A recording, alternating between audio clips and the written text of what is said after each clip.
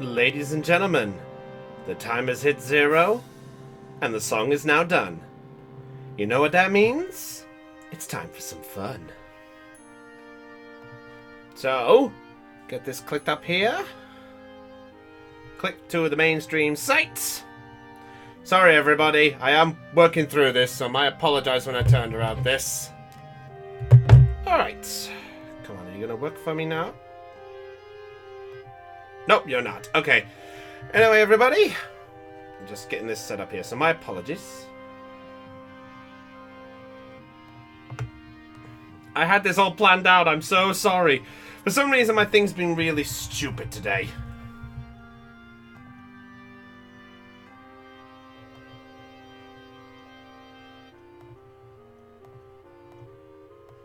There we go. That should be fine. There we go. There we go. Right. Okay. There we go. All right. Welcome, everyone, to Perception Check. You must have rolled pretty high to find our quiet little stream. I hope you guys are sitting nice and comfortably for tonight's session. So, I am Brownie, your dungeon master for tonight. And joining us, we have the Ragtag crew, as you know and love them. We've got Raven. Hello there. We've got Aeon. Hello. We've got... oh, God. Aeon went deep today. You see me drink this guy. We've got Del. Hi. We've got Lena. Yo. We've got Septon. Hello. And we've got Chopper. Hello. Now, sadly, we're one person missing as Heidi is going to be a little late from work, so Ursula is currently out of action for a while. But how's everyone doing tonight, by the way? Very sore. I'm doing pretty good. Good, thanks. Good. How are you guys in the chat doing? Are you guys doing just as well? Now, I would like to just stress this out of the way. Happy April Fool's Day. Yay. And we weren't anybody. Yes. Can we refrain from any April Fool jokes, please? I give no guarantees. That's my motto. I give no guarantees unless it's electrical work. At least he's honest. Hey. Don't harm in that. Yep, that is true. So, are we ready to get into tonight's session? I believe so. Huh? All right. Sure. So, I think something is missing. Let's see. Hold on. Let me just make sure. Ursula's missing. Yep, that's fine. I mean, she'll be here later. I got my notes. No, they're not missing. What's missing right now? Brains? No, those two. Yeah, all that too. Yeah. Yeah. Oh, is man, it- you told me I needed those. It's on the tip of my tongue. It's Sanity? Sanity? No, that's not it. No. Hon, Oh, trust me, that's been gone a long time. I honestly don't know what's missing. hey, Chris. Hmm? You're talking to a girl who has no sanity. Yeah, I forgot. Oh, wait, I know what's missing. Creepy music! Great. Burns. I'm trying to make the creepy music a thing. I'm trying. Anyway, is everybody ready for recap? Why not? Yes. So, Why not? let's get our recap going. So, the creepy music's playing. So, last time on Perception Check, the team of heroes gathered under the rule of Titanus Ron made their separate ways after the exploits within the city of Helix, with the team mostly splitting towards the city of Noir, but Zelion ventured off on his own towards the city of Hope Key and Costico. After a little expeditional confrontation with Diction, a member of the Black Pen, Mugbeard said enough was enough and went to go join Zelion with the help of a magic teleportation stone acquired by Secton, then given to Trilly. After the pair had reunited outside of the monument to the questionable race, Mugbeard and Zelion ventured on their own direction. After spending the night at the Casta, they made their way to the very spot where they came across the little girl on their journey to Helix, little Annabelle, only to find that the bloodshed was more gruesome than it was the last time they were there. Coming across a group of gnolls who were similar to the ones they killed before, feasting on a poor, unsuspecting cart. And with a merchant trapped in a nearby cage, the merchant Tox was sitting inside. After vanquishing the leader and the gnolls in the vicinity, the pair, free Tox, acquired their raven back after all this time and decided to stick with Tox on a trip to Costico for safe travel, as well as being partial bodyguards and an item if they manage to successfully get there. Meanwhile, on the other side of Helix, the team decided to set up camp after carrying the mighty giant scorpion, Sparks, and rested up for the evening. After they went on ahead, after they took the spot, Magnus decided to recover his soul as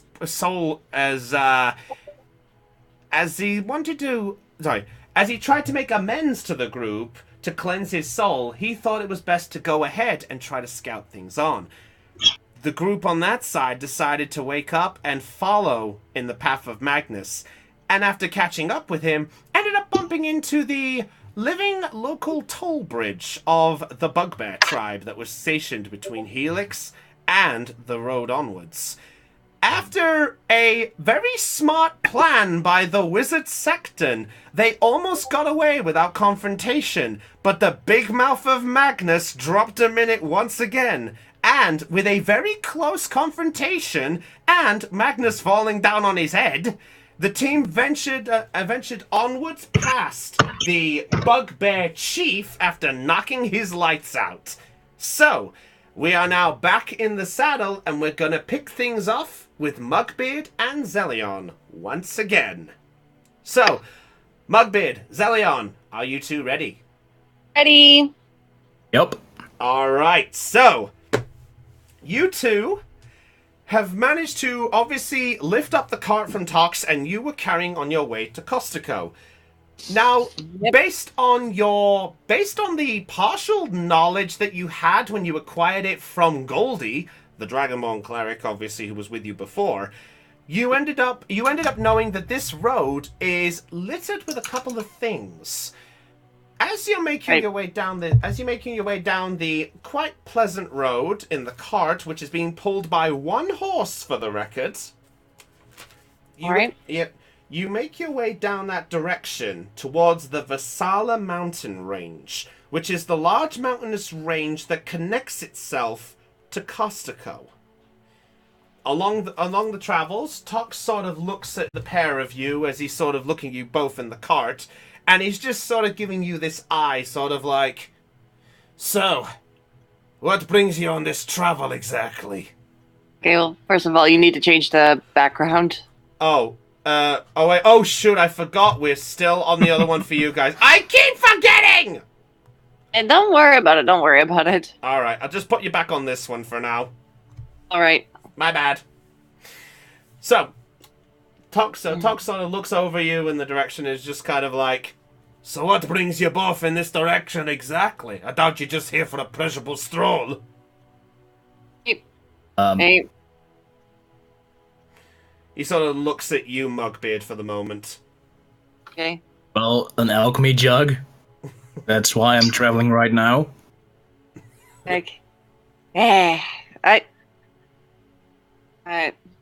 just shake my head. And I'm going to Costico to check up on somebody. Somebody, eh? Who you checking up on? Somebody I know, maybe? Well, I don't think it's some. Well, I'm not sure who exactly you know, but let me start from the beginning. You were not the first person that we have actually rescued from the gnolls before. Really? So who be the first then? A young girl named Annabelle. Annabelle, eh? Interesting. So tell me, what happened? Well, from what we gathered from the site, she and her father were attacked by the Null. We're on our way to Helix. And by we, I don't just mean Mugbeard and I. We were part of a bigger party before. I see. Did you lose them? Did they get lost? Are they... Oh, it's... I frown as I think back to what happened in Helix. It's a long story. One that I'm not right now. Fair point. My apologies if I touched on a sore subject. It's fun. We'll reunite with them eventually, but right now it's important that we get to Costico. So that means you two must be just wanderers then. Tell me, are you looking for work? I raised my eyebrow.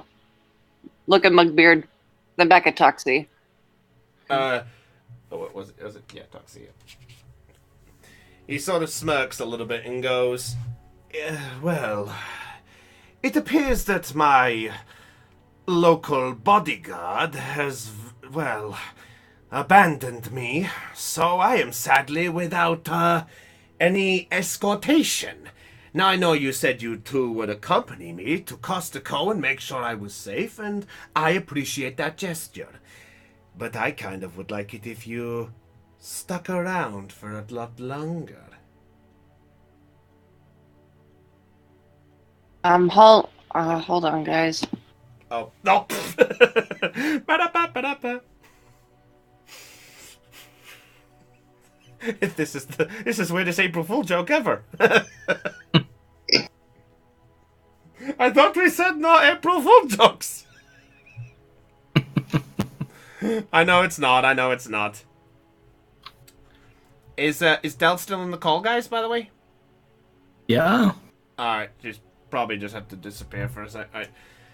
So he sort of just looks at you, Monkbeard, and sort of goes, well, if you must know, I'm kind of looking for some strong, adventurous types who could probably help me with my traveling hours, and you two being wanderers, I bet you don't exactly have land... Hello, I'm so sorry about that. That's alright, Del. Welcome back. Sorry, I didn't catch anything that... Repeat that. Alright, so basically he's just said, so I know you guys are going to Costico, and he's basically looking for some help beyond that point. So he's like, if you're willing to accompany me as full-time bodyguards, I'm sure the two of you could be... And at that point, Zelion, Mugbeard, make a perception check for me, please. Gotcha. Perception +4. 18 for Muckbeard, 18 for Zelion! Hey! No, Double 18! Oh, you guys are working as a pair already. You both, as you're both sort of just contemplating the idea and listening onwards, you hear the sound of clanking armor in the straight ahead of you. You watch as coming up from, just as you're approaching the Vasala mountain range, you hear the sound of and what's weird is it's not the sound of just one. There's the sound of maybe about 4 different sounds of footprints. 3 of them sort of scattered around normal size, but one of them seems different. And as you look ahead of you, the team of 4 burst out. You watch as the 3 other figures pop out, and you recognize the 3 of them. They are solar guards. Oh. Whoa. But then, you then hear this, and it's coming from that direction. The guards look over in that direction, then look back at you guys. And then, the sound of rustling as a noise is heard, but it's sort of clambering to sort of, not from the bushes close by, but you just hear this large branch just... Cotlol, if you'd like to come and join us, please! Wow, that was not as excitement as I thought. I was expecting a bit more excitement. Just giggles. Hey! Ladies and gentlemen, Cotlol is here! Hello. Cotlol, welcome to D&D. Offers a GIF in the chat. Yeah, I see it. So, Yes. so ladies and gentlemen, Cotlol has come to join us. So, Cotlol, are you ready for your introduction? Yes. All right. So, Zelion and Mugbeard, you watch as jutting out, you see this giant figure, and it looms over the three guards, but they're not dressed like a guard, or actually in that sort of figure. Cot, would you like to describe yourself for the other players, please? So what do they see? Moment. I hope nobody spoiled ahead. Yeah. Here it is.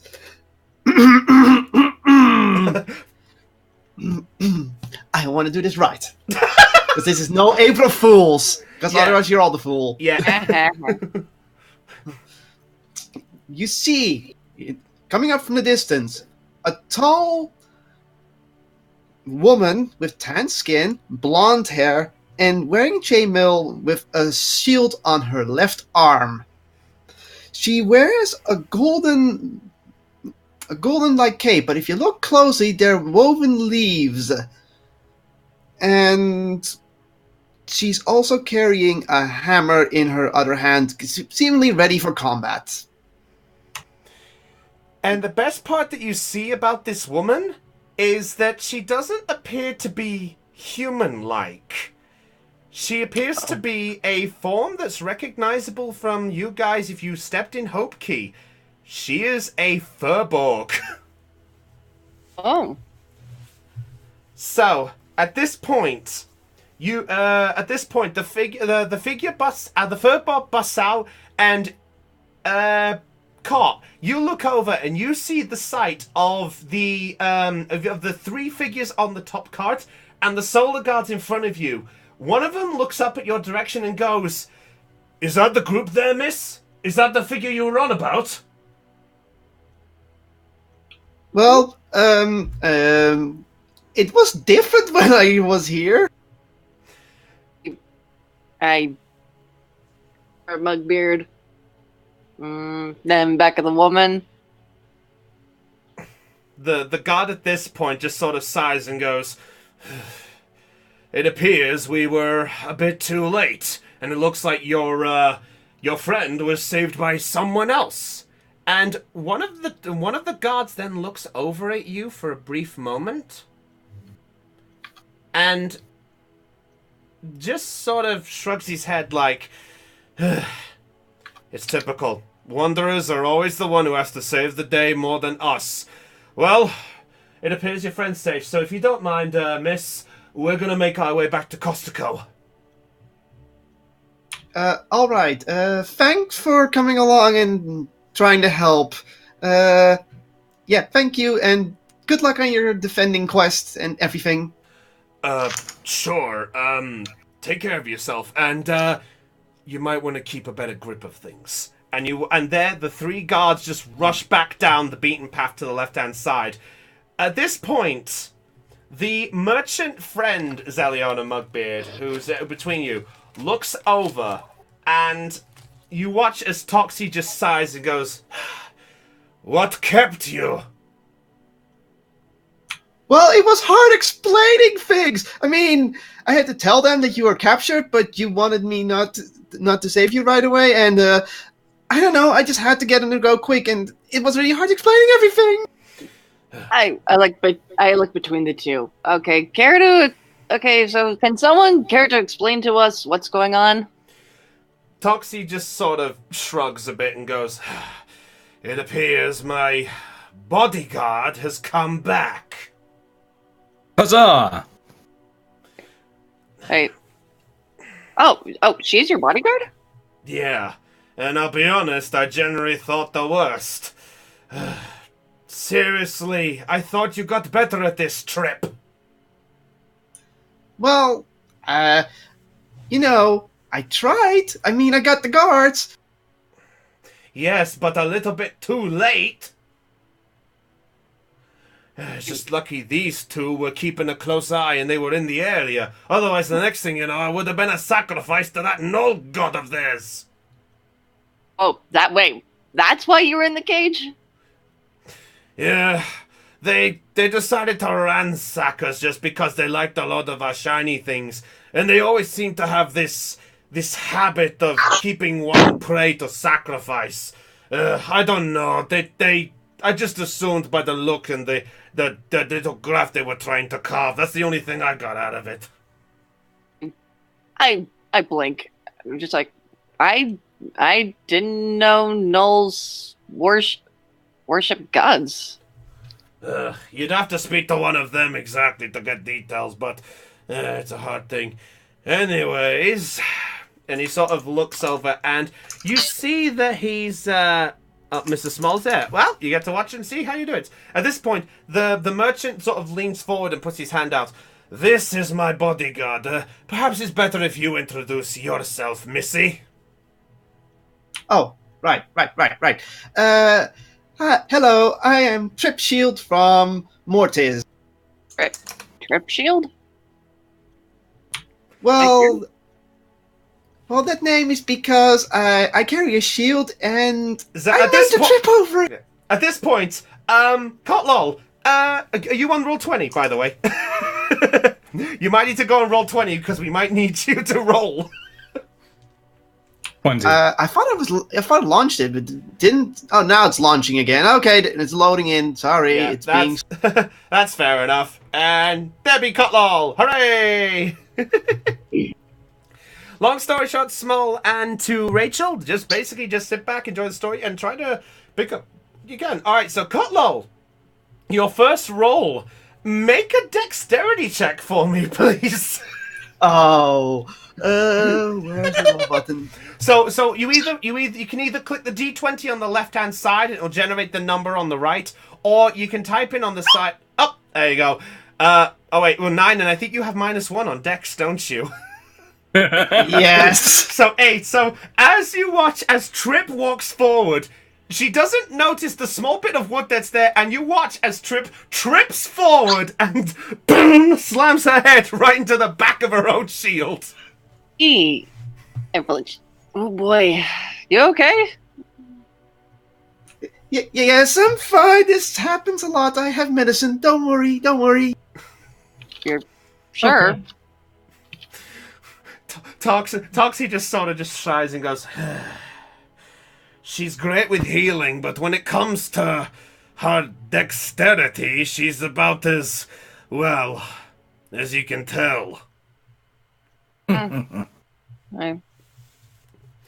Anyway, I should probably introduce our friend here. Come to think about it, I think I got your names, but I kind of forgot. What were your names? Oh, I approached Trip Shield and hold up my hand, and using my other to tip my hat at her. Nice to meet you. Trip Shield sits up and she looks at Zillion and is like, "Oh, hello, Zillion. Pleased to meet you." She grabs Zillion's hand and shakes. Shake back. I'm Mugbeard, and I'll wave. I do this. She does this awkward wave back at Mockbeard. Cute. At this point, Toxie then just sort of shrugs and goes, so, did you at least come across, Mayor Saberstyle during your venture into Costico, by the way, Trip?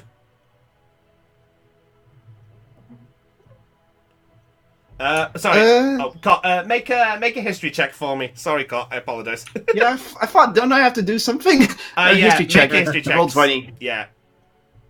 So, 17. Do you have any bonuses in history? Let me check. Yeah. I think I do. It should mention in your lucky folder. I know, but apparently I closed it like the derp I am. There it is. History check. Is there a search function? Yeah, if you want beyond. History plus 1. History plus 1. All right, so 18. During your confusion while running around all of Costico, you did come across a couple of high-class figures ranging from sort of a mixture between the portmaster and obviously like shopkeepers and things to try find the solar guards. During your travels, you did come across the portmaster, but they didn't say their name was Saber Style. So the clear answer is not quite. Not quite. I did talk to the portmaster. I'm guessing they found the shipments, correct? Another roll? I'll say because you got the 18, I'll say, they did mention something to you involving that there was somebody who was on the docks and they were sort of awaiting something, but that's the best you got at the moment. Well, they were waiting for... Well, someone on the docks was waiting for a shipment or something. They're still there. Good. We might still have some time, hopefully before they board the boat and get out of here. Come on. Sure. Get in the cart. Like, whoa. What's in Costico that's so important? Well, if you haven't gathered, and you watch as he sort of shrugs up his collar just briefly and goes, I am a man of pure class and business. I enjoy the luxurious privilege of selling wares. A traveling salesman, if you were. After all, I did try to, look after your, possession. I raised my eyebrow at him and just kind of lightly scritched the back of the raven's head, who is now perched on my shoulder. Yeah. the raven at this point just sort of shrugs a little bit to the nose and just... I just get on the card right away without asking any questions. All right.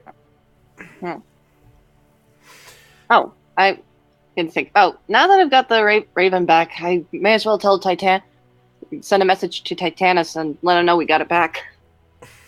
Okay, so you're gonna do animal friendship then, yeah? Oh, not animal friendship, messenger. Sorry. Blech. Animal messenger. All right. To answer the question for Rachel, it most likely is the dice roll. All right. Yeah. Let's see. So what? So are you just attaching a message to it, or are you wanting to say something to it?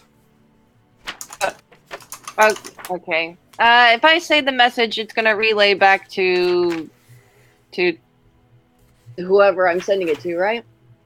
Looking at the proper thing here. Choose a tiny beast. Yep. Specify the location which you must have visited, and match the general description. Speak a message up to 25 words, and the target beast travels for the duration, and relays the message in English, replicating the sound of your voice. All right. All right. I get the raven to perch on my arm again, and then look it in the eyes. Oh, I'm gonna need you to send a message to Titanus for me. He sort of shrugs and looks at you with a confused look. Normally you'd have to give a description, but I'll say you at least know what he looks like. So I'll say that spares you the trouble. I was gonna say that I describe what Titanus looks like to. Yeah. And then I give my message saying from. And we found the raven. Don't worry about getting it back. We got it back. Is that all the messages? Well, the message can't be too long, right? Well, you're at 13 at the minute. There, I'm at Yeah, I'm you at have 13. 13 words. If you want to add 12 more words, you can do, but it's up to you. Okay.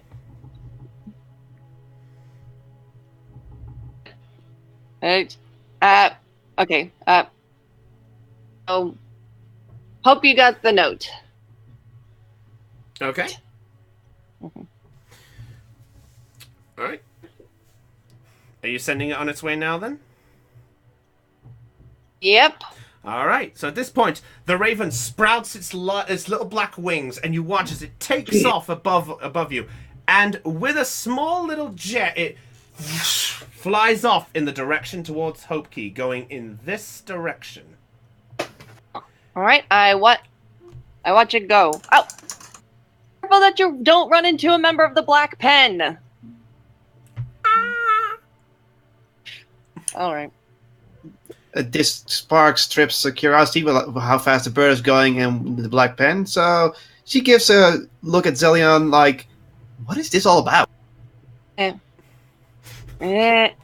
You see the merchant look over you for a brief moment. It's like, I'm sort of wondering that myself. What is this black pen you speak of? I blink a few times and then come to the realization that the Black Pen was not public knowledge. Oops. Yeah. I facepalm. And I don't. No, it's our own personal business. I see. Well, if you want to talk about it, we got a bit of a road to travel. Fortunately, we don't have to go through the mountain range, because there's that hidden path that gets us to Costa Goes. We should be able to get there by the end of the day if we're lucky. All right, sounds good. All right. Sorry, I just look up our Mugbeard, who's just been dead quiet for most of the time. I'm just looking around. All right. Make a perception check. Okay. You're looking. I gotta let you do it. Spooky music. Ooh. Ooh. 13. Nothing of interest really catches your eye. You do obviously look back a little bit just to make sure that there's no surprise knoll attacks from the direction to Hope Key, where you remember 2 of the knolls went off in that direction. But apart from that, you don't really catch anything else of interest. Oh well. Alright. So at this point, Toxie just snaps the rein. Yeah! Come on, Galloper! Let's go! And with that, the horse begins to pull the cart, which is surprisingly quite heavy for one horse.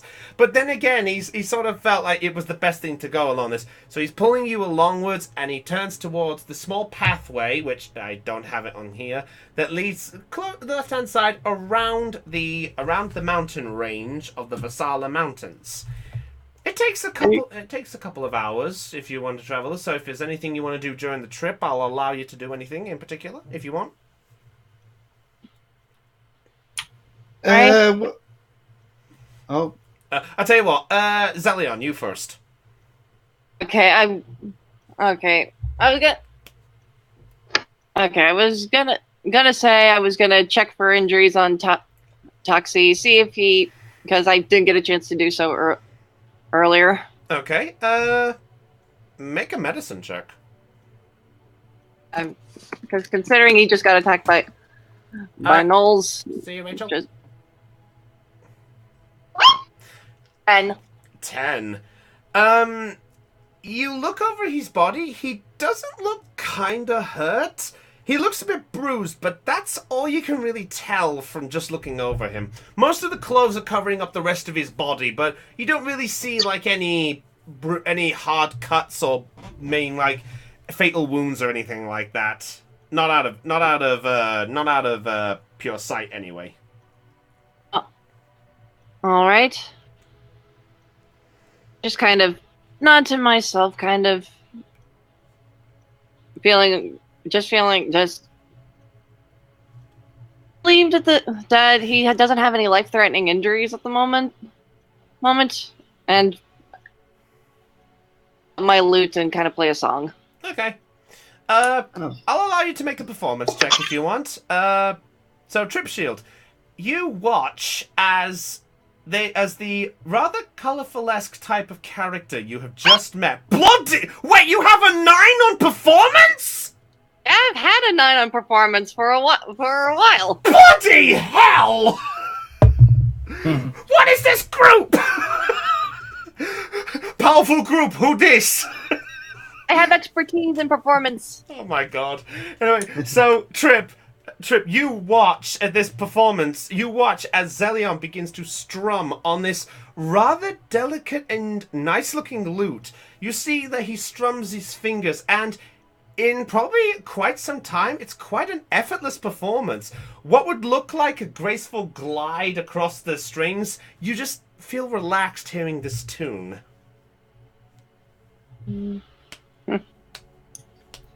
Well, as she's playing, while Zellion's playing his lute, I decide to chime in as well by grabbing my bagpipes. I forgot about that. Alright, make a performance check, Trip. Oh, this should be interesting. 12, do you have anything in performance? Nope, 0 performance. So a 12. So as you're elegantly playing this lute and the air is nice and calm, suddenly you just hear this and you look over and you watch as the giant furbog is playing quite sizable bagpipes, which to you is probably almost the same size as Trilly if she was here. Oh, God. Oh, goodness. You just sort of watch it, you just hear this. You hear like a couple of notes go flat, but it's kind of a nice performance, like just every song. Might as well join. Alright, make a performance check. Going to play my lyre. Liar. Oh, my God. Oh, that's a 20. 17 plus 3. Not a nat yet. Yeah, it's very hard to get even a sound for the bagpipes untrained. I'm aware, but I'm trying anything here. So, as this is all going on, Mugbid just sort of shrugs and goes, why not? And he pulls out the lyre and begins to effortlessly just join in. Not quite as grand as the lute, but it's surprisingly working between the three of you. It's not the most glamorous of performances, but at least it's good enough to pass the ride. As this is going on, this is making a bit of noise, and you watch as Toxie is just sort of smiling to himself just as the cart is going off in the direction. And, 1 second. I need to make a roll of my own. Actually, you know what? I'm going to do something quite interesting. You know, how many times have we ever performed as a band this entire time we've been doing perception check? Good. The last time I think was when Goldie was around. Okay, 17. Well, it was like 3 times. The second time was like in Helix or something. I believe so. By the way, question: Can anyone see? My roll in the chat? By the way. Yes. Yep. Okay. 17. Just had to check because it's the first time I've done that. Okay. So as this is going on, there is some sound of rustling as you're walking down, as you're going down the path area. This sort of. And as the cart sort of goes by, just as it's slowing down, you watch as a flock of birds just sort of flies off from the noise. It's quite loud at this point. You are making kind of a racket. That's the only heads up I gotta give you. I noticed the birds flying off and making a bunch of noise and thinking back to the first time we had band session going on. I kind of stopped. Okay, I think that's enough.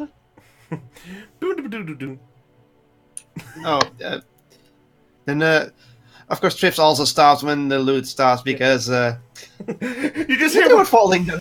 You just hear what sounds like a deflated balloon, like. And all of a sudden, Zelion gets up another act and suddenly goes. No, that's my phone. All right. So as you guys, Bugbear doesn't get the hint. So Mugbeard just carries on playing the lyra at this point. It's actually quite nice at this point. So, anything else you guys want to do along the travels? Well, of course, Triv wants to inquire more about the group, so she pretty much asks Elion a little bit. Sorry, I'm a bit tripping over my own words. That's all right. Hey, that's kind of like my character. But she pretty much asks Elion, "Hey, you're a bunch of adventurers, right? What kind of stories can you already tell me?" Hey. Well, depends on what kind of stories you want to hear. Oh, I love stories about the epic quest of saving a princess from a dragon, or the battles of against the hordes of. Okay. Are you asking if we've accomplished any feats like that? Well, any story really matters, but the more epic, the better. Zelion, as you watch as Trip is talking about this, you see a little glimmer in her eye, like this little spark of not just curiosity, but excitement in knowing the fact that this could be a chance to learn something. I suppose the best equivalent is you could think of it as like a little kid who's watching like a bit of magic for the first time. If to put it as an example. I just noticed the glint in Chip's eyes and just chuckled to myself. Oh, all right. Let's see. There are a lot of stories.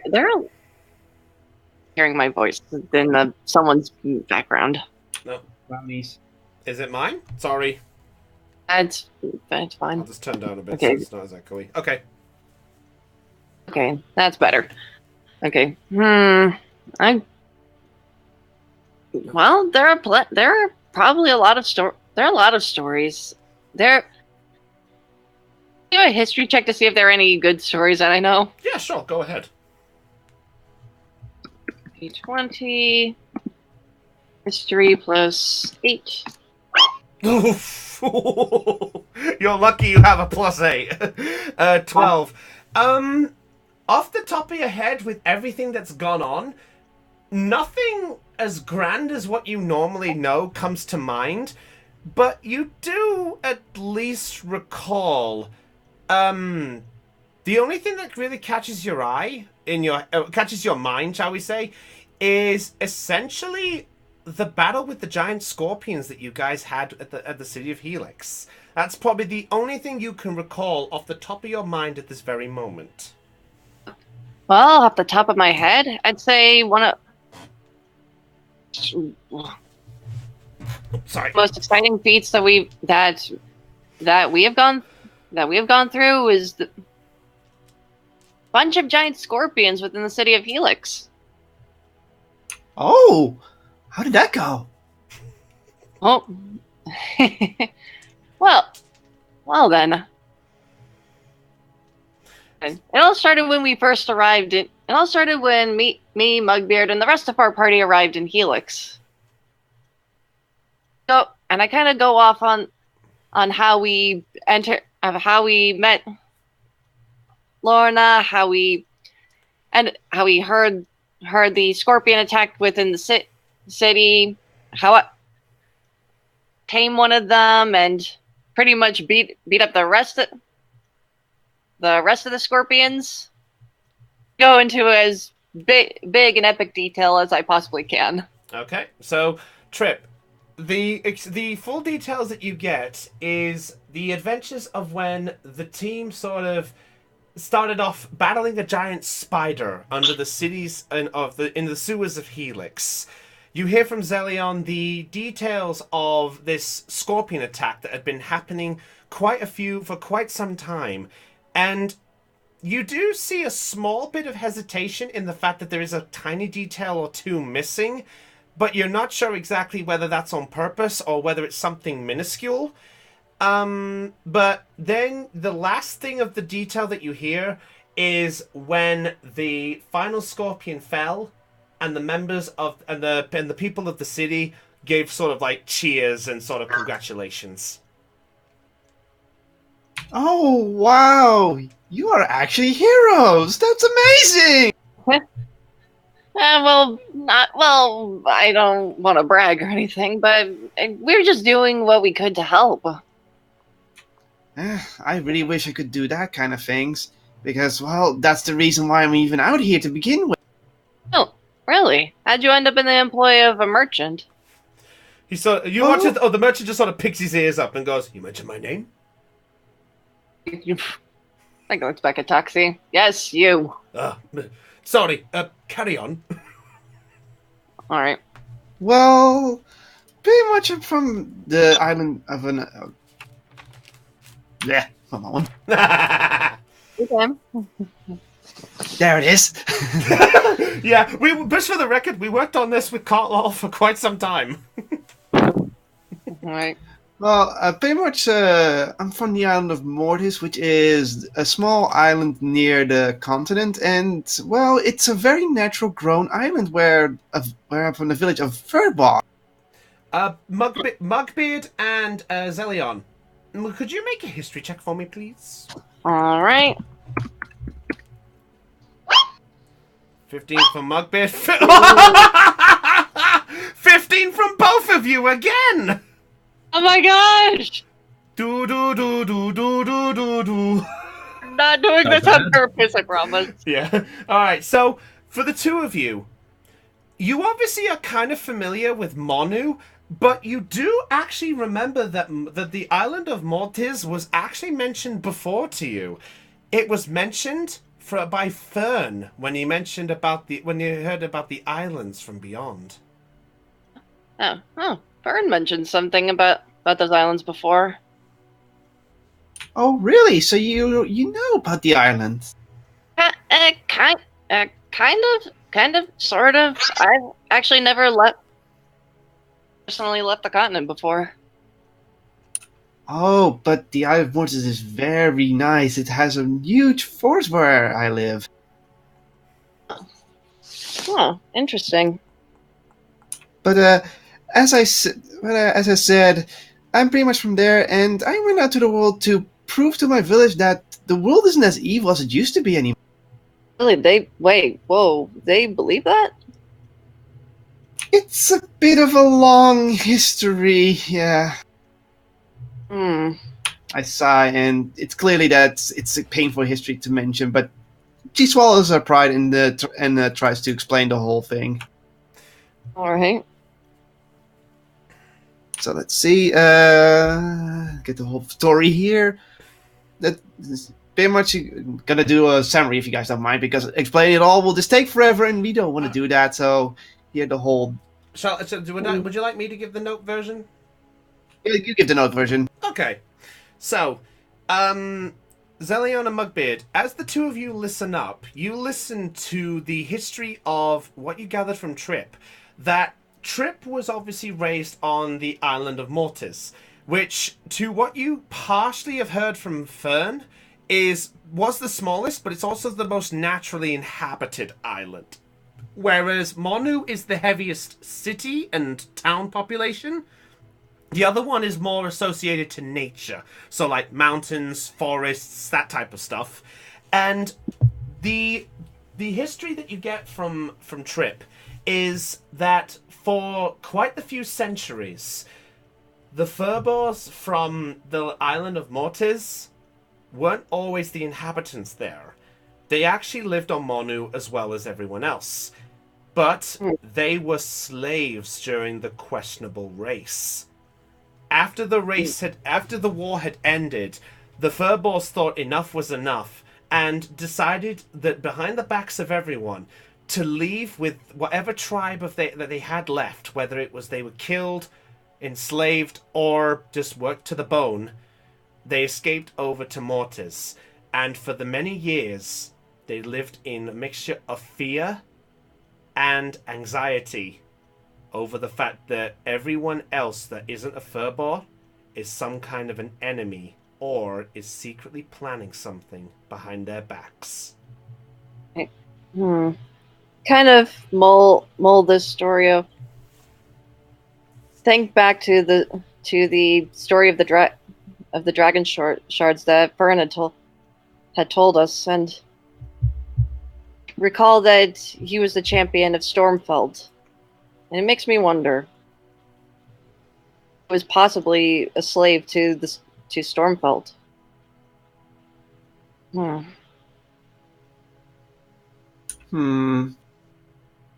Oh, that's quite a lot to go on, Trip. Yes, I know, and, well, pretty much I was inspired one day to go out because of a group of, what was it, dwarves, who came to my village to find materials so they could live on Manu's back at home there, or something. How did they say it? They were building home, that was it. Yeah. Oh. And, well, me being the young me, decided to help them, and somehow I found the best minerals they could find, and they repaid me. I grabbed my bag and looked through it, and then show off a really fancy-looking diamond. Oh.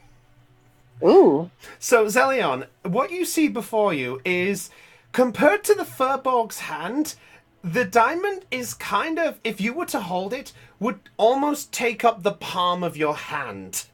Whereas to the giant furball is probably about maybe half the size of it. Wow.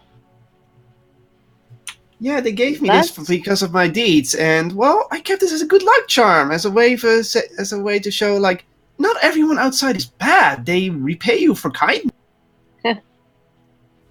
Well, that's good. Well, it's good to know you've got a good impression of this place. And at this point, Trip, you actually look over, and you actually, for the first time now, see that Mugbeard is actually a dwarven as well. Oh! I can see that the person over there, pointing to Mugbeard, is also a dwarf. Hello, fellow dwarf. How are you doing? Yes, she said Not fellow. drunk, I know what you said. Okay. Oh, you dwarves are always so noble and intentful with doing your work right. It's so inspiring.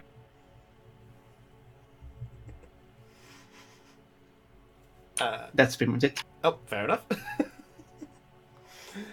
Do you react to that, Raven? No. A slight. Maybe what you don't know is there's a slight smile in his head. Hey. I make an inside check on Mugbeard. Go ahead, make an insight check. Go ahead, make insight. Great. I'll. If you do the dice, oh jeez, 24. Mugbeard, what is your true reaction based on how you're listen to this? I kind of want to get away. You kind of want to run? Yeah. In the you don't want to hear this response, or the this is too much? Both. So Trip, you see that your compliment is kind of making Mugbeard a little bit uneasy. Oh. I pretty much decide to leave it at that and say, like, well, it won't be long to we're at the city. I pet Trip on the. What's Trip compared to me? How big are you? How big are you, Trip? Well, no, at least, like, where's the point?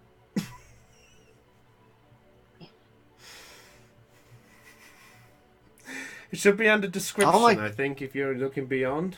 Or if you got the actual PDF, it should be all the way at the bottom, I believe. Or if anything else, I've got it right here. You're 7'4". Okay. Yeah, keep forgetting the exact numbers. Okay, yeah, I'm 5'7", so yeah, that's definitely taller than me.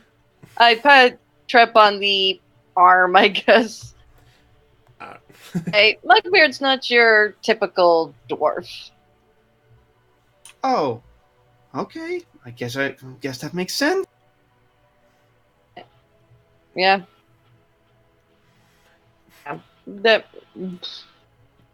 And at this point, Toxie just sort of interrupts and goes, "By the way, you were asking how she came into my possession, you mean, yeah?" Yep. Yeah, that's true. Well, basically what happened was, during one of my trips around, I actually came by Costico. Just at the lucky opportunity that I watched as this ginormous furball came off a ship from Mortis. I'll admit I was curious, and just as I was trying to get a hello, next thing you know, I find that she was on her way to Hope Key. So, I gave her a little lift to Hope Key for a little bit of, a tiny bit of some because she was new. And, well, I said I was a traveling man. I ventured around, and after she visited Hope Key to try get herself some purpose, me and her have been traveling around. She's been my bodyguard, if you would. I mean, look at her. No one would dare come near us with this. Oh, well, just size. If we're just going by size and height, I mean, I guess it makes sense. But do I see a weapon on her On Trip? other than the shield? That is. Yeah, Trip. You said you had a hammer, didn't you? Yeah, she has a hammer equipped. She also has a mace with her. You know what?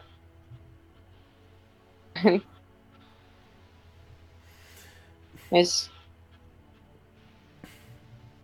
At this point, Toxie just sort of interrupts and goes, sorry to interrupt, but, we're here." Oh. And with that, the team of travelers, as you guys passed the time by talking, you eventually made your way to the entrance of Costico. So you guys are currently up here as you pass by the large wooden gate-like structure, which stands roughly, if you put it to the size of Trip, is only just about over the head of Trip. And you guys make your way there, and Toxie just sort of begins to slow down. And at this point, it's coming to about maybe, let's see, about 2:30ish in the afternoon. Oh, well, okay, thank you, Mugbeard. You know what, for the sake of this, I'm going to... Oh, bloody hell. Bloody piece of fluffy filth. No, I don't want the list. I want the icon.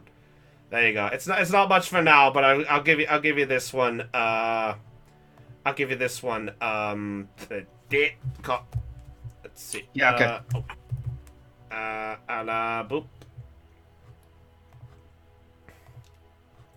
There you go. So you got control of that. So you guys make your way there, and you watch as Toxie just then goes, "Well, if you two have something you gotta do, then you might as well. Thanks for giving the company, and I believe I owe you something." Oh, yes. You watch as he rummages through the bag. Sorry, my thing cut out for a second. What happened? Damn it. Multiple Zillions! Alright, yeah, so basically, sorry. you guys have arrived there, and Toxie's letting you off the cart and goes, "Well, if you got something you gotta do, go for it. Trip, do you remember which dock it was that they were at?" I have to roll for history again, I guess. Yeah, go ahead, make a history check.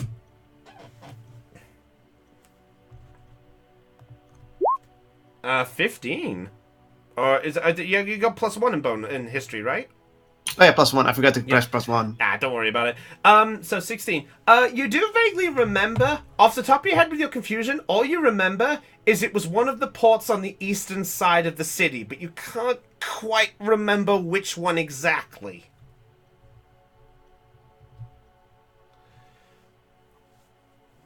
Well, anyway, if you two got something to do, me and my god here are probably gonna go deal with our situation and be off. But, I believe I owe you this. So, Mugbeard, you watch as he rummages through his bag, and there you watch as he pulls out the small black-like jug that you vaguely remembered seeing before. and he hands it to you. It is kind of heavy when he passes it to you, but with your monkish training, you're able to hold on to you quite nicely. Well, that's one alchemy jug I promised you. That's for saving my life and getting me here safe on time. So, I owe you for that. Thank you. So, Mugbeard, you now have an alchemy jug. Yep. Jugular! You just watch Trip just go, jugular! No, that was. And at this point, you watch as Toxie just snaps the reins, looks at the two of you, and just sort of nods and goes, right, come on, Trip. We're going off to the docks. I just join him and say, like, hope to see you all two later. Hey, see you later. Bye. All right. And with that... oh, sorry, what did you say there, Del? I That said, was me, but I've. yeah. Did you catch what I said? Vaguely got it on this end. What did you say there, sorry? Yeah, I said, Azelian, take care of yourselves. Oh, okay, fair enough. So I just had to make sure it. And you watch as the cart goes off in this direction, leaving just Zelion and Mugbeard to yourselves. Yeah, just about this point. All right. So I look over at Mugbeard. So, Go to the docks. I'm gonna go and. Oh, are you planning on coming with me, or do you just want to explore Costico for a bit? I'll just follow you. All right. All right, if you're sure. I try to recall Goldie's directions for which house that she lives in. Okay, if I recall correctly, Goldie's. Did you have it written down, or have you not written it down? I have it written down, but I think I have it on my other computer. All right, then I'll say, because you have got it written down, you remember from Goldie's instructions that it was the third house on the left. There are no computers in D&D. Cool. Suddenly the meta pigeon sounds like Secton. And yeah. I wave off the pigeon. Yeah. Cool. The Secton pigeon flies off. I'll All be right. back. Alright, so Goldie said that her house was on the third house on the left, so I think this is the first house? That is the first one, yes. I'll Yeah, say, because so- you know it, it's this one here. Alright, so Just get yourself Right. as close as you can. I walk all the way over to Alright. this house. Yep. So, I look back at Mugbeard. You coming? Mugbeard is just distracted by his alchemy jug at this point. Which one is the beer? Eh, Hmm.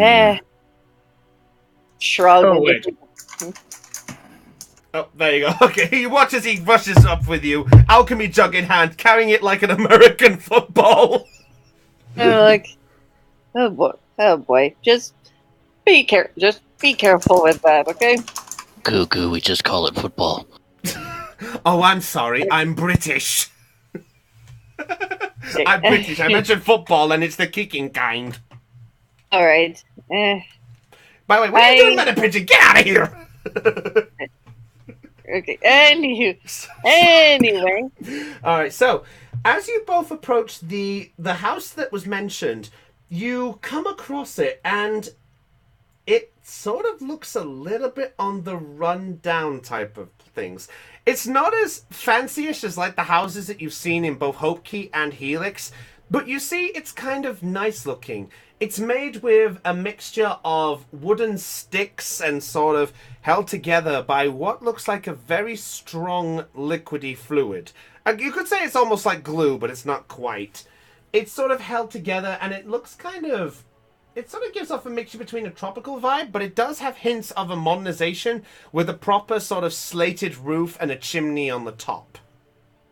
Huh. And there on the front, you watch as there is the sight of a old woman who's just rocketing back and forth on a small rocking chair. I give give the old woman a wave and tip my hat to her. Ma'am? The woman just stirs herself first. Ah! Who's there? I'm... Whatever you're selling, I don't want it. No. We're not salesmen or anything. We're... Is Annabelle living... Does Annabelle live here? Her eyes just whining for a little bit and goes, how do you know my little girl? And you watch as she leans forward at this point. We rescued her from Knowles several days ago. A friend of ours actually was the one who brought her back over here. Make a persuasion check with advantage. Well, you were called Goldie, so that gave you the advantage. Okay, yeah. So a persuasion, right? Yes. So- 1d20 plus 6. Why did you guys have to split up the fucking party? Oh, geez. 22. Yeah, so 22. Okay, at this point. Give me a second. Yeah, okay. I should have rolled. Alright, she looks at you and goes, are you friends with that Dragonborn? I nod. Yes, that's Goldie. Ah, Goldie. Ah, so you two must be, okay, hang on a second. Maybe, she sort of leans backward and yells to the door, Annabelle, sweetie, you have company! And with that, you hear the sound of footsteps, and there you watch as the door opens up, and dressed rather differently than as you last remembered her. She's wearing, you see the sight of the small little girl, Annabelle, who's now standing there in a rather sort of flowery-esque dress. It's sort of a pure white dress, and you see dotted around it the sort of pattern of like what looks like sunflowers scattered around. And in her hair, you see a small red headband, and you see that she is also wearing what sort of looks like a nice pair of fancy style shoes. It looks like that she's kind of freshened up a lot. And she sort of looks over you and goes, what is it, grandmother? Hey. Oh, wave as she kind of approaches us. Hello.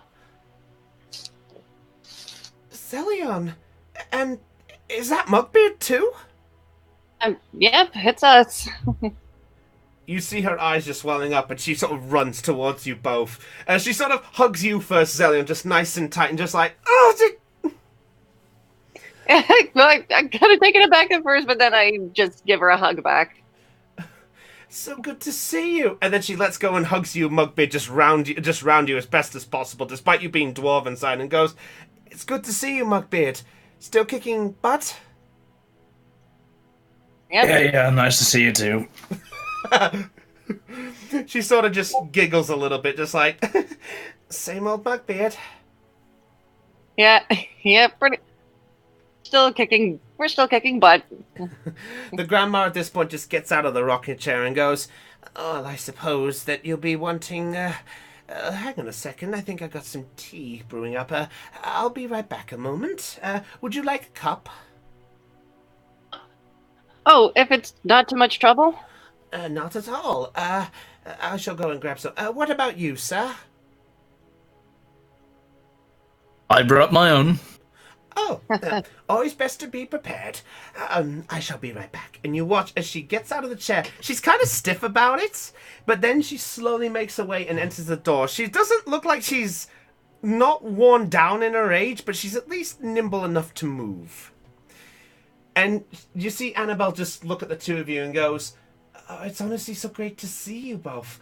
I generally thought the last I would see of all of you was after Goldie left. Speaking of, where is she? There's, She's back. She's over in Helix right now, tending to the people there. What happened? Are the rest of you all okay? She looks over at you, Mugbeard, just almost panicky. Huh? I guess. Yeah, we're all fine. Don't worry. It's a bit difficult to explain, but good news. The insects have been dealt with. Really? Well, yeah. Well, for now, anyway. We took care of a giant spider in the sewers and had to battle a bunch of scorpions. You took them all down? I did befriend one of them, one of the scorpions. You watch her eyes widen at that, like, what? I have an animal friendship spell. That's why I got lucky. You're full of surprises. I'm honestly just really glad to see the two of you, but did you really just come all this way just to see me? Well, yeah, that's one of the reasons. I promised I'd come back, right? Remember? Yes, I do remember. But you said one of the reasons. Well, I look at Mugbeard. Well, mostly me. I did things while we were in Helix. You watch at this point as the grandma then comes out and she's holding like a small... You see like she's holding a small tray in her hand as she walks up and goes, I've brought the tea.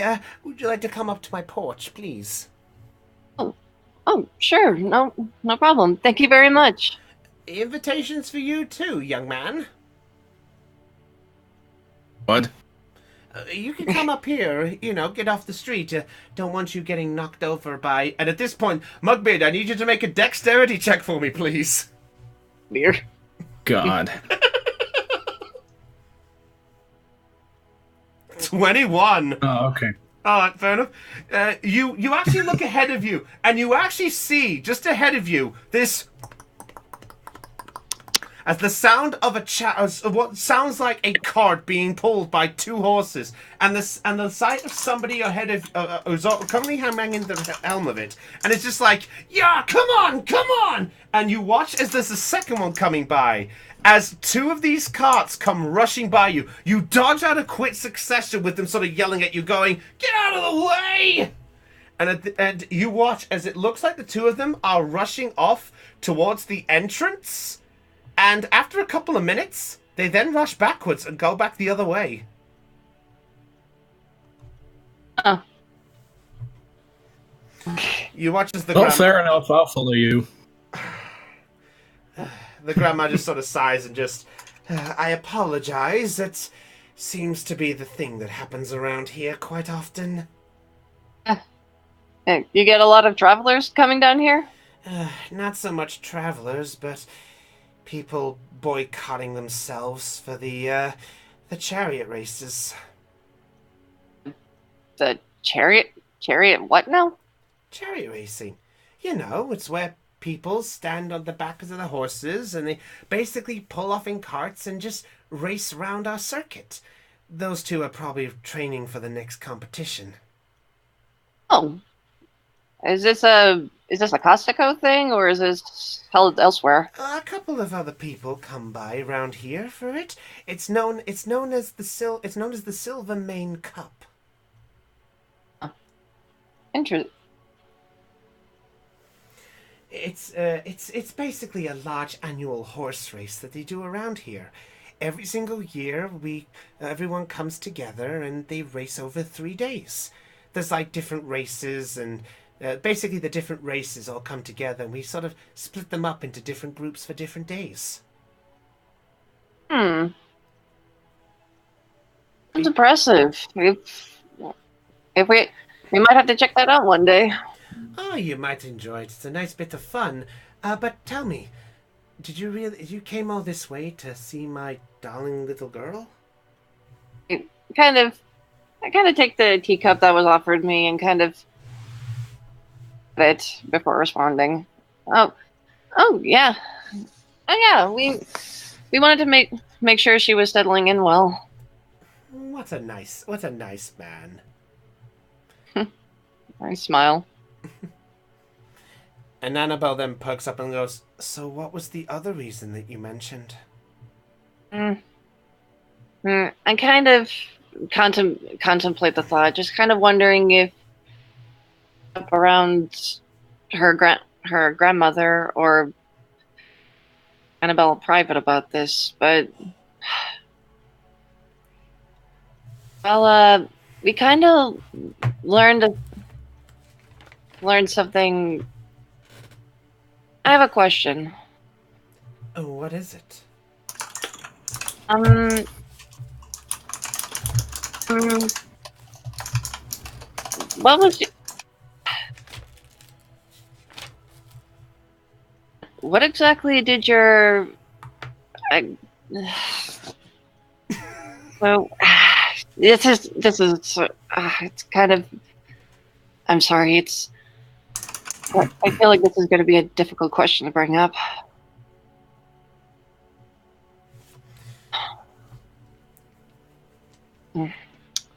She looks over at you, Mugbin, and goes, "Is there something wrong?" No, well, well, I look over at Annabelle. You can you tell me what you remember about your father? I mean, you don't have to tell me if remembering him is too painful for you right now. I know you've been through a lot.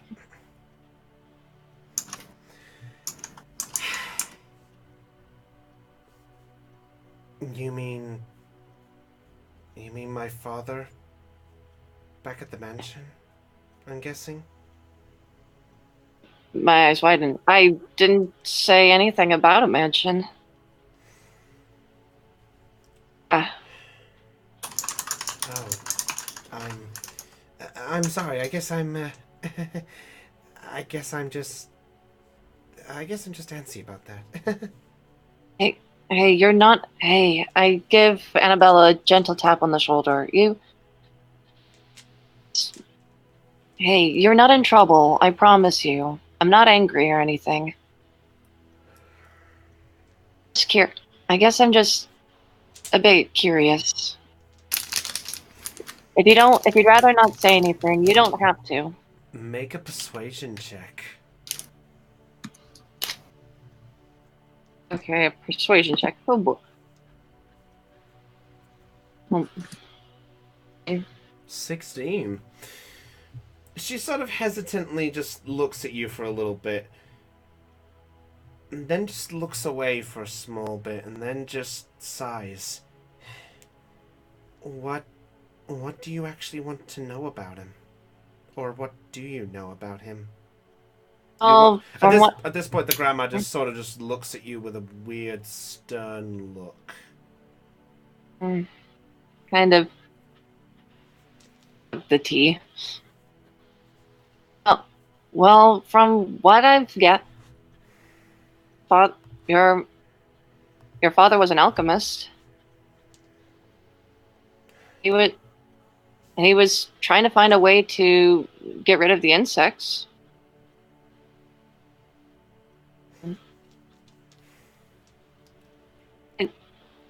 And I don't know that the mansion was pretty when we saw it.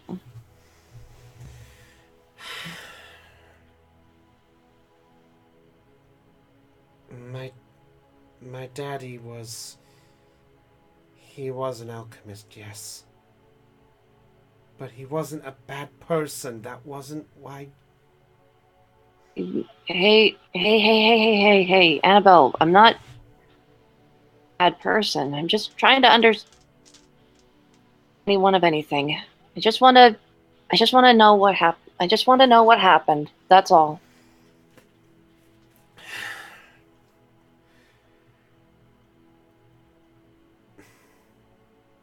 My home was the place where we truly resided. We ventured out of there at one point to go to the city of Helix. When the insect swarm came and attacked us, we tried to flee and make our way back to the mansion. We thought we'd be safe. There we came across some figure. He set fire to our home. My daddy, he tried to reason with him, and the next thing I know, we were forced to flee. We grabbed our car and we grabbed what we could possibly get and what we had, and it wasn't much, and we just tried to flee. After that, well, Hello, hello. I'm sorry. I'm sorry. My internet cut out again. What was it said again? she basically said that she started off obviously going to Helix with her dad. They escaped it to go back to their mansion. Their mansion had a black figure who was actually who threatened to burn the house down. But the father tried to have a talk with him. The next thing you know, the mansion was being burned down and they were forced to flee. Oh, my eyes widen. Whoa. Then what his name was or what he wanted from your father? All I know is it was after some staff, but that's the last I know. Think back to the staff that was found in the sewers. And then I think back to anyone who could potentially in the house. Well, I'm guessing your father refused, and that's why the mansion was burned down. Actually, the opposite. We gave the staff. My daddy gave the staff, and then, well, he still did it anyway. That's awful.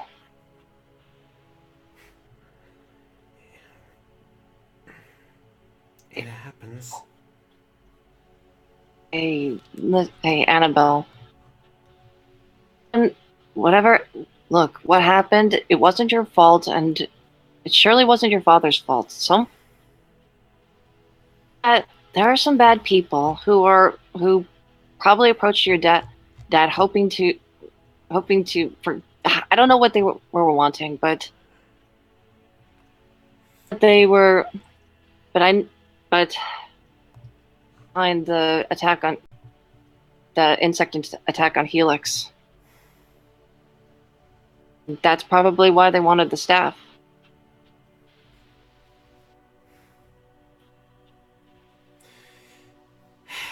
You couldn't have known. You couldn't have known, all right?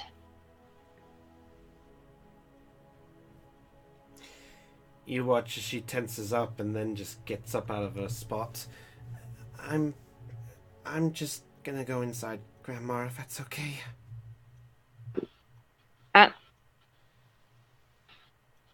You watch as she just goes inside and the door just slams shut. The grandma at this I put my point- head in my hand. The grandma at this point, as you watch as you do that, turns to look at the pair of you.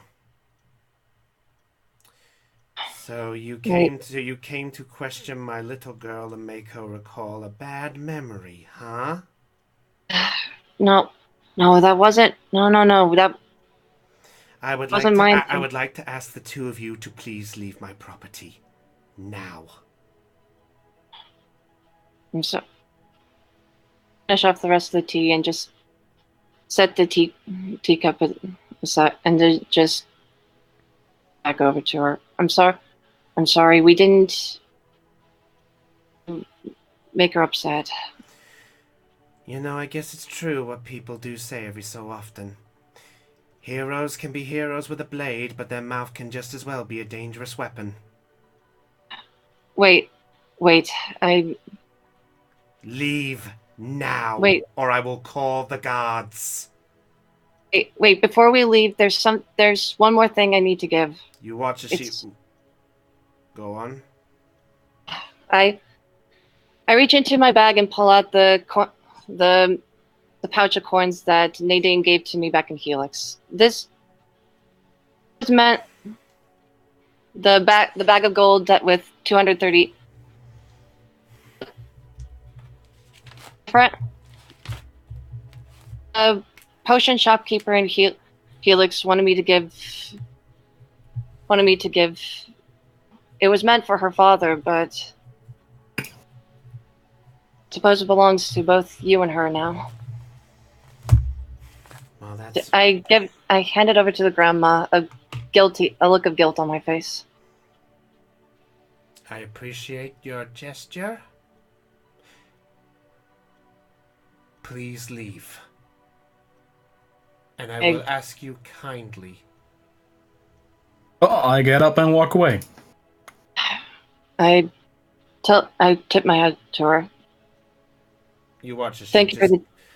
She Yeah, at that point she just generally just doesn't look at you and just goes into the door, and all you just hear is just the sound of crying as it opens and then shuts. I just walk away, just feeling even more bad than when we got kicked out of Helix.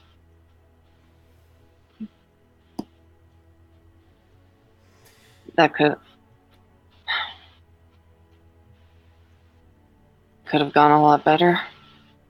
Yep, could have. Yeah. No. Yeah, you're no help. We're no longer. Oh well. Welcome in Well, think about it, Mugbeard. We're not welcome in Helix. Annabelle and her grandmother are probably never gonna let us What else could go wrong? I just throw up my hands in frustration. Just walk down this street ahead of Mugbeard. Well, guess I'll silently follow you.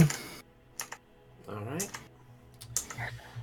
At this point, Kotlol, you've been waiting very patiently. We're gonna get to you at this point now. Don't worry. Yeah, you've been waiting patiently. Also, other group, be on standby. Be on standby. Just a heads up there. I'm trying to work on new things to get things here. Alright, so, at this point, Trip, you and Toxie make your way to the dock area. It takes you a couple of minutes to find your way to the dock in question. And at that point, the portmaster you see is sort of dressed up in a sort of elegant looking style. He's dressed in a fancy blue suit, which is quite weird for port style work. But then you actually watch as he's sort of turning around. He's holding a clipboard in his hand of some kind. And you see him sort of flicking through pages, and he's pointing off in direction and goes, "Right, we need to get that one to dock number 4. I need you to get that shipment to dock number 3. And at that point he turns around and goes, "And I need you to..." "Oh. Hello, Toxie." And you watch as Toxie sort of bows and goes, "Good day to you, sir. I presume you're the portmaster?" And he sort of goes, "Yes, that's me. Who's asking?" And you watch as Toxie just sort of goes, "Surely you have remembered my name at this point. I am Toxie, and this is my trusty assistant. This is Trip Shield." I just look around the ship for a moment, then I turn to, "Oh, hello there, sir. Pleasure to meet you." Likewise. Quite the variety. Anyway, you look like you're looking for someone. Yes, we're looking for an accomplice of mine, and you sort of Trip. You actually watch as as Toxie leans into the master and just sort of make a Insight check? Perception. Make a perception check. That's a +0. Hey.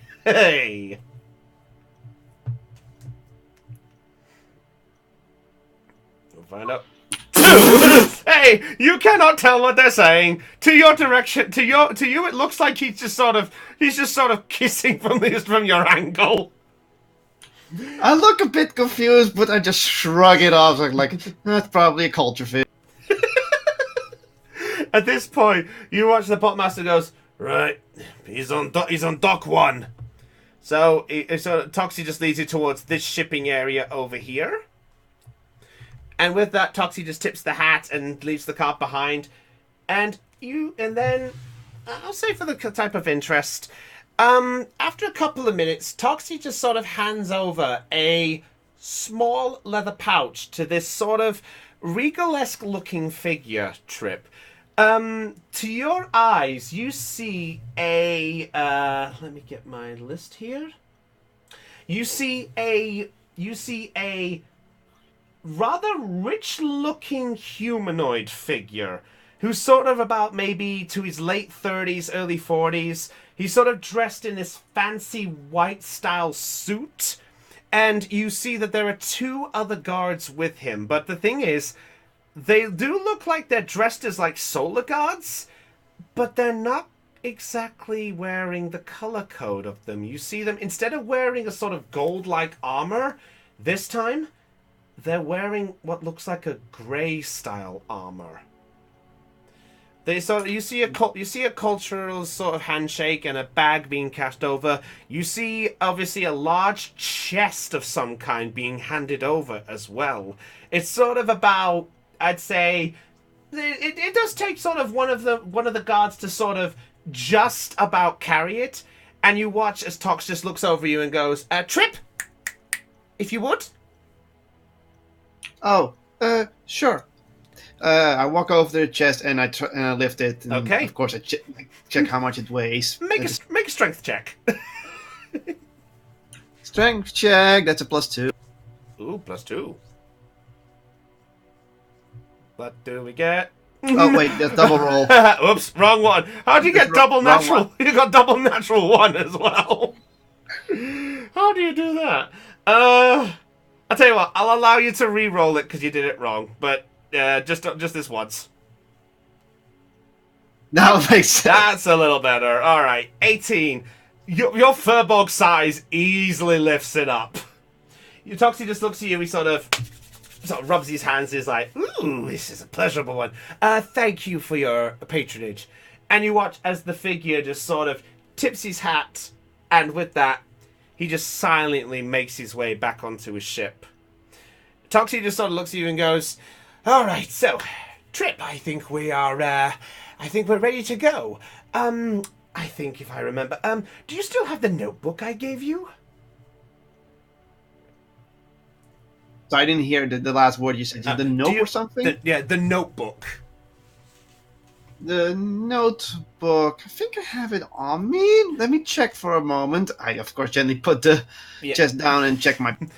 it takes you a little bit. It takes you a bit and such, but you do eventually find this small black book, and you pull it out. It's slightly worn and torn, but it's still holding together quite nicely. I look, I see it, and I just hand it to him. Of course, I just believe him, and I pick up the chest again. So this is all kind of medicine, right? No, it's actually the... yes, actually, yes, it is. It's the medicine it's the medicine we're going to use to keep things going. After all, I'd say we need to go and help out the city of Helix and Noir, I think, on our next travels. Let me just check. And you actually look as he's muttering, as he's looking through this book. Make an insight check, Trip. Okay. Should be a thing a cleric can do. It's loading up. Wait, is that 25? I have a +6 on insight. Bloody hell. So, Trip, you look up and you see the sweat forming on his face when he's talking about the word medicine. You can sense something is up. I naturally get now a bit suspicious of his intentions because this is an obvious sign of bad behavior. Mm-hmm. So I try to inquisitively ask, "Oh, what kind of injuries are there at Helix then?" Oh, well, I mean, you heard that they've got a friend who's, I mean, you heard from those two travelers that they had, the scorpion attack. You know, probably all those stingers and claws and things. Ugh, they must have left a nasty mark, and you know, it's probably best to deliver some of this medicine for for not so they don't have to pay the price of their life. I mean, the existence of their life, and Now I'm actually very suspicious. Toxie, what are you up to? nothing. Just put the chest in the cart, if you would. I just decide to just go to the cart and walk with the chest and put it on it. However, can I make a dexterity check? What are you wanting to do? Well, let's say that she might trip. Go ahead, make a dexterity check. Oh God, I think I know what you're doing. Oh, this is. How do I do a -1 on rolls, or is just you just have to go with it? I'd say if you want to do the roll, you do -1, or you do like what these guys have been sort of doing. You can do the.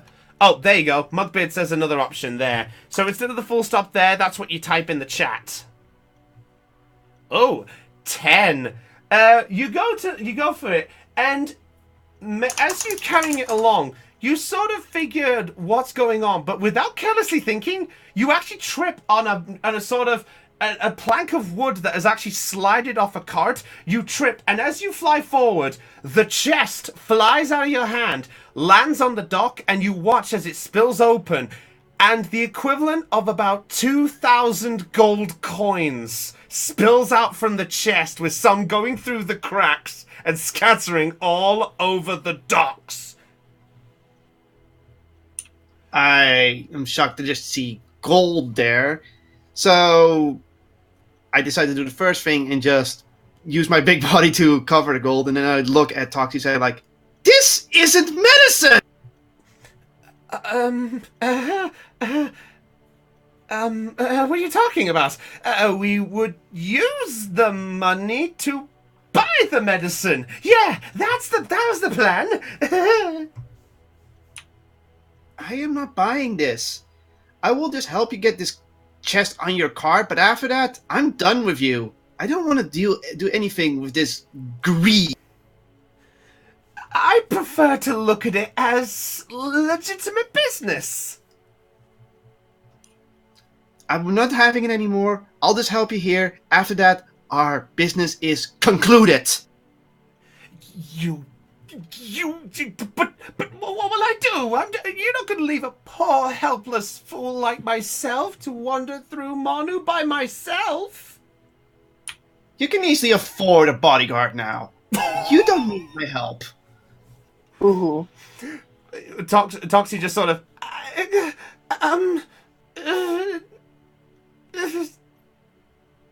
Fine! I could easily buy loyalty if I wanted. Get out of here, then! I help you get the gold back into the chest and put the chest on the cart and just walk off, annoyed. Fair enough. Make an investigation check for me. We'll see how much you spare or you manage to pick up, because some did fall through. Just do a roll on my end. Okay.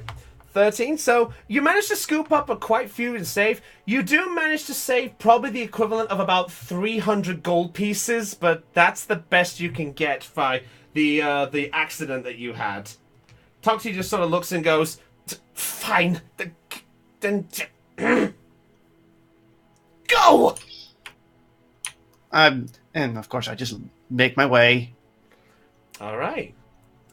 At this point, I will say the three of you do come across each other just at the crossroads to the entrance as you guys are making your way to that direction. So, Trip, as you have this sort of furious look to you, just can't believing what you've gone through, you look and you notice the sight of Mugbeard, who's just behind Zelion, and Zelion, who's not looking too happy right about now. I noticed it too, Go on, Go on. Cole. and I decide to walk over and check what's up because I'm not having a good day. They're not having a good day. So Let's all be sad buddies together! Yeah. I walk Kinda. up and go, "Oh, hey, you two." Hey, Hey! my hat's just the rim of my hat's just kind of point. You wouldn't believe what Toxie was up to. He was just stuffing his own pockets. He wasn't doing anything for the people of Helix or making medicine. He was just getting money. I don't know what you're. I don't. Yeah. Yeah. Well. Oh, wow. What's yeah. Well, that kind of in a bitter mood. Kind of in a bitter mood. I just kind of say. Wow, like, what's gotten Zelion down? She said the wrong things and then I'm a she he. got kicked out. Oh, yep. Zelion just sort of looks at you for a brief moment and looks back. It's. I always miss your beard. You know, with dwarfs it's really easy. Men have beard.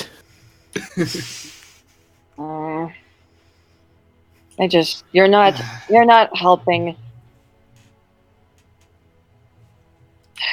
It's Well, quite as well as I'd hoped.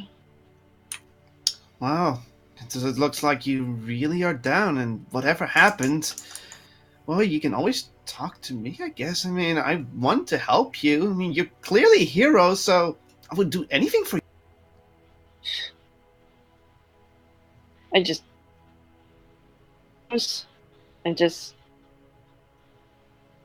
Everything from what happened in Helix to conversation with Annabelle, just how nothing just seems to be going right for me today. How nothing just seems to be going right today, and I'm just tears just kind of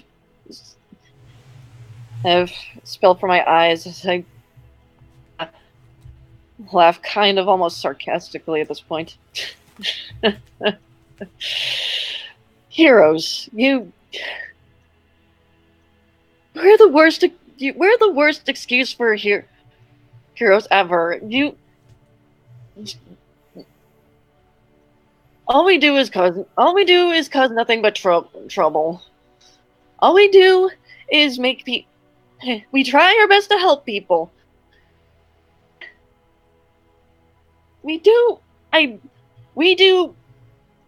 I do what I think is the right thing. I try to find out more. I try to listen to everything, and next thing you know, everybody hates us. Do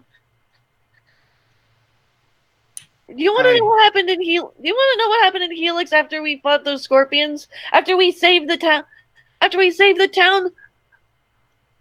Screwed up. We got kicked out. I sort of glance over. I would ask, but I just noticed this is not the moment. So instead, I decide, well, I hate to say this, but everyone falls down or trips once in a while. I mean, just look at me and my name. I'm literally someone who trips a lot, and still, I try to do my best. I try to keep going. I may not be seen as a hero, but sometimes you just have to trip, and hopefully you trip the right way, I guess. Even if it means everybody hates you for eternity, even if it means you're not welcome, household, or nobody wants to speak to you. How's that heroic? How is that good? Well, I do have a story about a hero that was rejected by everyone because he was mistreated, he was fooled. It was terrible to hear about that story. But the hero found a way to expose the lies of the person, and well, they became, I believe, the king of lies. No, wait, what was it? Oh no, the justice seeker. What was it again?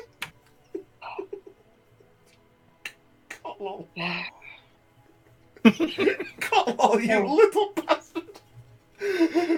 Well played. Sorry.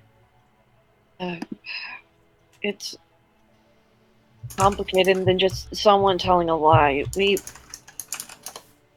know why we're not with the rest of our party. I walked away. I couldn't. Got into an argument, and that, along with other stuff, it's why we kicked out. It was our fault. We got kicked out. Well, it was mostly Magnus's fault. Yeah, most part it was Magnus's fault. The friggin' I'd say about 99%. yes, it's.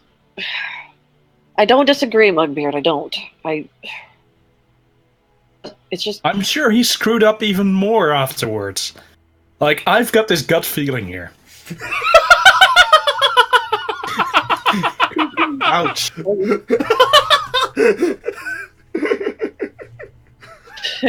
That was well put. Well, really, don't worry. I think you still are heroes to me. You've saved lives. That's what's more important. And how people see you afterwards, that doesn't matter in the end. I mean, your deeds are still done. The town was still saved. Without you, they wouldn't have the town to kick you out in the first place. Yeah, but we're not going to be well. Yeah, but there's no chance come back, and I kind of glanced back down the road that we just came from. Say that girl we saved. She'd gone through a lot, and I upset her, and all I wanted was to find out more. It's the sword, but with their words, they're not. Okay. Before I want to say anything, because it has to do where my character got her cleric skills. Brownie, may I mention that location now? If you wish to, I will allow you to. Oh, you need to know more, and the knowledge is hard to find again. Well, back on Mortis, there was one library called the Brighter World. It's where I studied for a while, where I learned about the word of Hephaestus, where, well, I learned my cleric skills from. Maybe you can find out information about whatever you need there. They have a lot of books. I suppose. Where is this located exactly?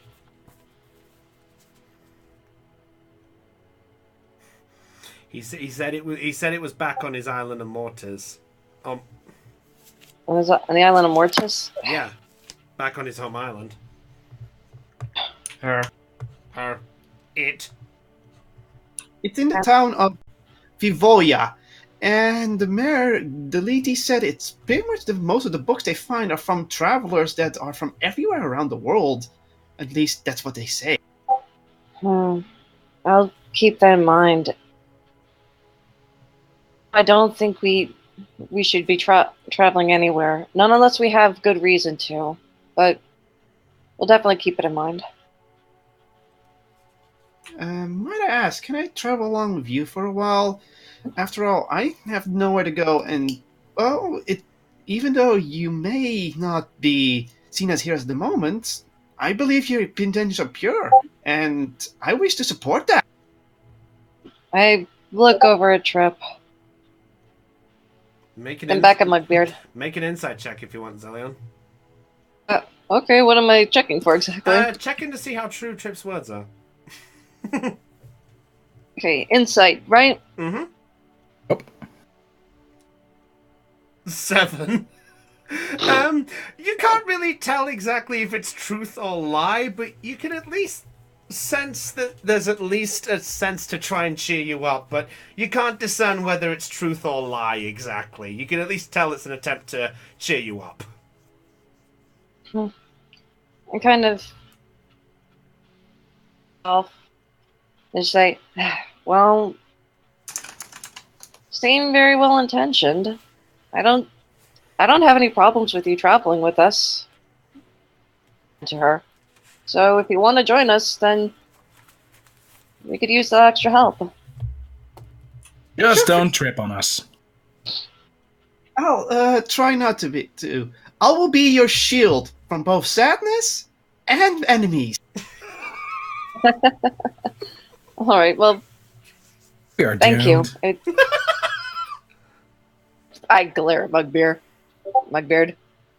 I just laugh. My beard's coming off. Yeah. Don't worry about what Mugbeard says. You seem all right. The team. Welcome to the team trip. Thank you. I am glad to be here. All right. Well, Oh, you're all left. we're going to be going to Hope. Well, we're on our way to Hope Key right now. So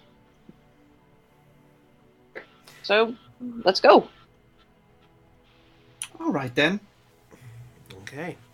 So as you guys leave the the port town of Costico, with memories of both the little not so great day that you've had, but the approach of the nice companion, it ended up causing a little bit of a silver lining in this cloud. Would this be some joy to come? We just have to wait and see for the next adventure on that. Now, we're going to move to the other group, and we're now going to move...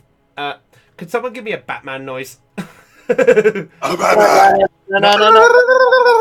Thank you. Oh, that Batman noise. That's the one. Yep. Other group. All right. Okay, Zelion, Mugbeard, if you two want to take a break, you can mute and go do something else if you want. All right. Well done, you two. I'm sorry. It's fine. You brought this on yourself. Can't you? Hours later. So, moving backwards to the other group. So, as we venture backward, wait, where's Magnus gone? Huh? Where is? Aren't I unconscious technically? Yeah, where's your token? I'm gone? just going to assume I'm in the back of the cart. Yeah. Okay. Fair enough. Oh, there we go. All right. So, at this point, the other group, you guys have all finished up and you guys are getting yourselves back in place after your expeditious with the bugbears. What a fucking... I was doing so well! First fumble. The bugbear situation. You all begin to get yourselves back up, and you basically think back a little bit over the events that have just happened. Sparks at this point is just looking over you. He's sort of nibbling at the grass, trying to get some nourishment as he's trying to go. He's not really caring about much else. He's just nibbling away. So, the other 5 of you, what do you wish to do? I'm going to be passed on the cart. Okay. So Magnus is just sprawled out in the back of the cart. He's currently taking up sort of the whole the back of it at the minute. Alright, what about the rest of you? What are you all doing? I'm go pretty much back on back him. to full health, so I'm just waiting around. Alright. Oh, Sexton. I'm just gonna go check on Magnus. Alright. Just kind of aim. I'm gonna move over close to where Trilly is. Okay, fair enough then. So Sexton, you first. You're going over to Magnus, you said, yeah? Yep, just check him over. Alright. Make a medicine check for me, please. 1 second, my stuff is being a little slow here. Oh dear. Yeah. Ring. What was that? You're revving up a chainsaw? Ring.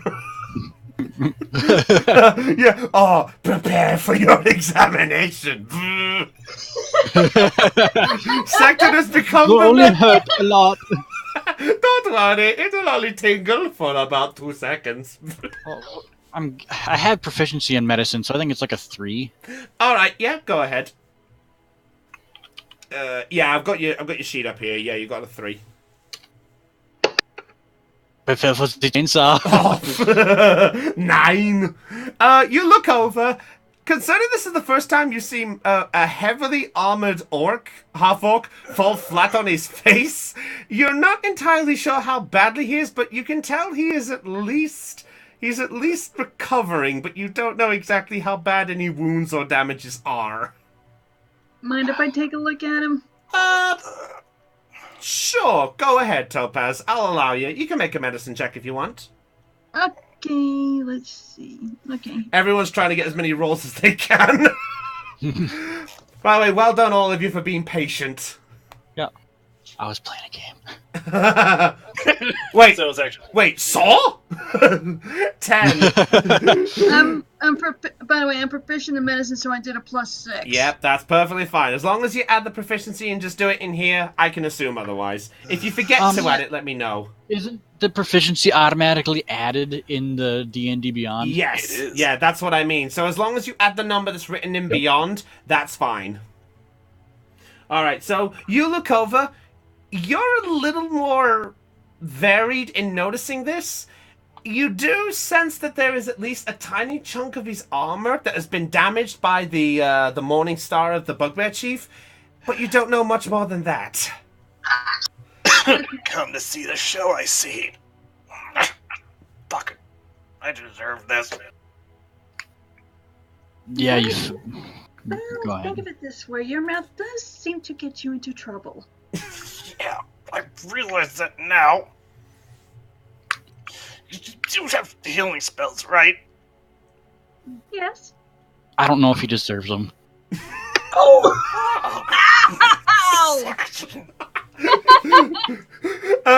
Sector, make a persuasion check. I better be a fucking 1. Make a persuasion check to say that Topaz should heal. If it's a 1, it's a 1. Okay. Simple point. It's loading up here. If it's lower than 11, then Topaz will do what she wants. If it's higher than 11, Topaz is not going to listen to you. Please be. 19. So Topaz, you hear Secton's words, and you obviously, despite your religion, you're a little hesitantly listening to the words. I'd say if you want to heal him, it will be rather hesitantly. Okay. Mainly because of what just happened, obviously. Okay, well then I'm gonna move over to Sexton so I can listen to what he has to say to me. Okay. Actually, let me move down a little bit further so I can get away from Magnus, because this is to be a private conversation. All right. As you're moving over, by the way, Ursula is actually going to go over to Sparks and just check on him. Check on him as well, by the way. Okay. Now, Sexton, what was it you wanted to tell me? The only way he's gonna learn is through pain. I agree. I mean, he's not wrong either. You know, I understand your religious stuff. I'm religious too. Ilmater is all about taking on other people's pain and burdens. It is time for him to take on the pains and burdens of his choices and the risks he is causing us. I agree. I think he needs to learn when to keep his mouth shut. Agreed. We're not going to let him die, but we'll let him stew in this for a while. Agreed. You want to tell him the news, or should we? I can talk to him. All right, be my guest. All right. Before we get to that bit, Trilly, what No monkey. Roll for damage on Magnus. Trilly, what are you doing in all of this? Trilly is just checking over Sparks and seeing how injured he is. All right. Make a. Ooh, I think for the first time, in quite some time, make an animal handling check. Okay. I'm. By the way, Emotional your damage, microphone no? sounds different to me, dude. Sounds actually quite good. Got a good quality on this end. Indeed. Mm-hmm. That would be because my laptop just fried itself.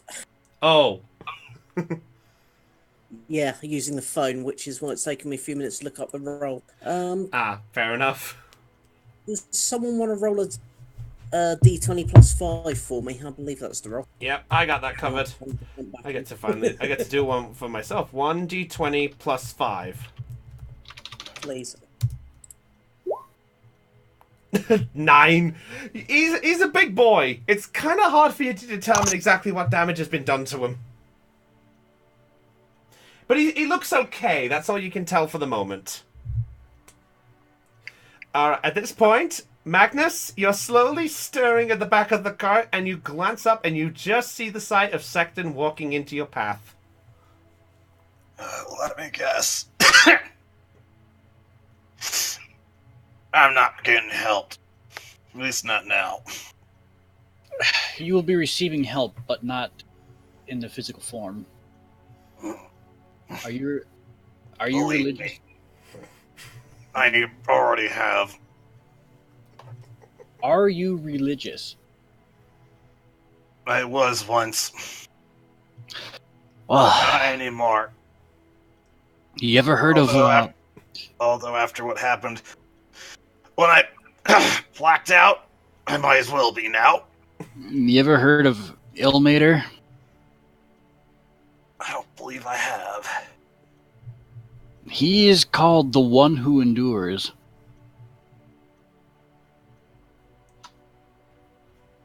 And? I'm getting to that. Also known as reading up the Wikipedia. No. What's this? I hear the sound of pages closing. Okay, I have to ask, is Sugar watching this? I don't know. Shugo, are you still there, buddy? We'll find out if he is if he comments. Alright, anyway, please continue. The core tenets of being an Ilmater worshipper is to take on the burdens and suffering of others. And I know what you're thinking, but that is not my place here right now. You have gotten us into a lot of bad situations and made them worse. Believe me. I realize that now. I don't know how much you realize it. I saw my son. Your son? The one that died. I didn't know you had a son who had died. He was the one. He's the reason I retired. What? Was he under your command or something? Or He was, and I sent him to die. I saw him. I don't know how. But he told me. Why? He told me not to worry. And he told me to listen to my friends and party members. he's smart. Ursula at this point steps in and goes, well, maybe you should have. We probably wouldn't have been in this mess otherwise. From now on, I am. Yeah, soldiers. We're a stubborn lot. Yeah. And you would know, Sexton. You were in the military at one point, weren't you? Yes, I was. Soldiers know that, especially commanders know, that they are going to be sending people to die. That's... But what is your own son? It's that much harder. You're sending other people's sons. He probably would have wanted you to treat him as any other soldier. That's why I sent him on that mission, believe it or not. But after I realized there was no hope of winning, I ordered them back, but by then it was too late. War is a messy business. It is, but I still feel regret. And he told me not to. And by that, I'm going to honor that. I'll step I am over here and lean even over the though cart. I'm no longer going to call myself a general. From now on, I am just Magnus.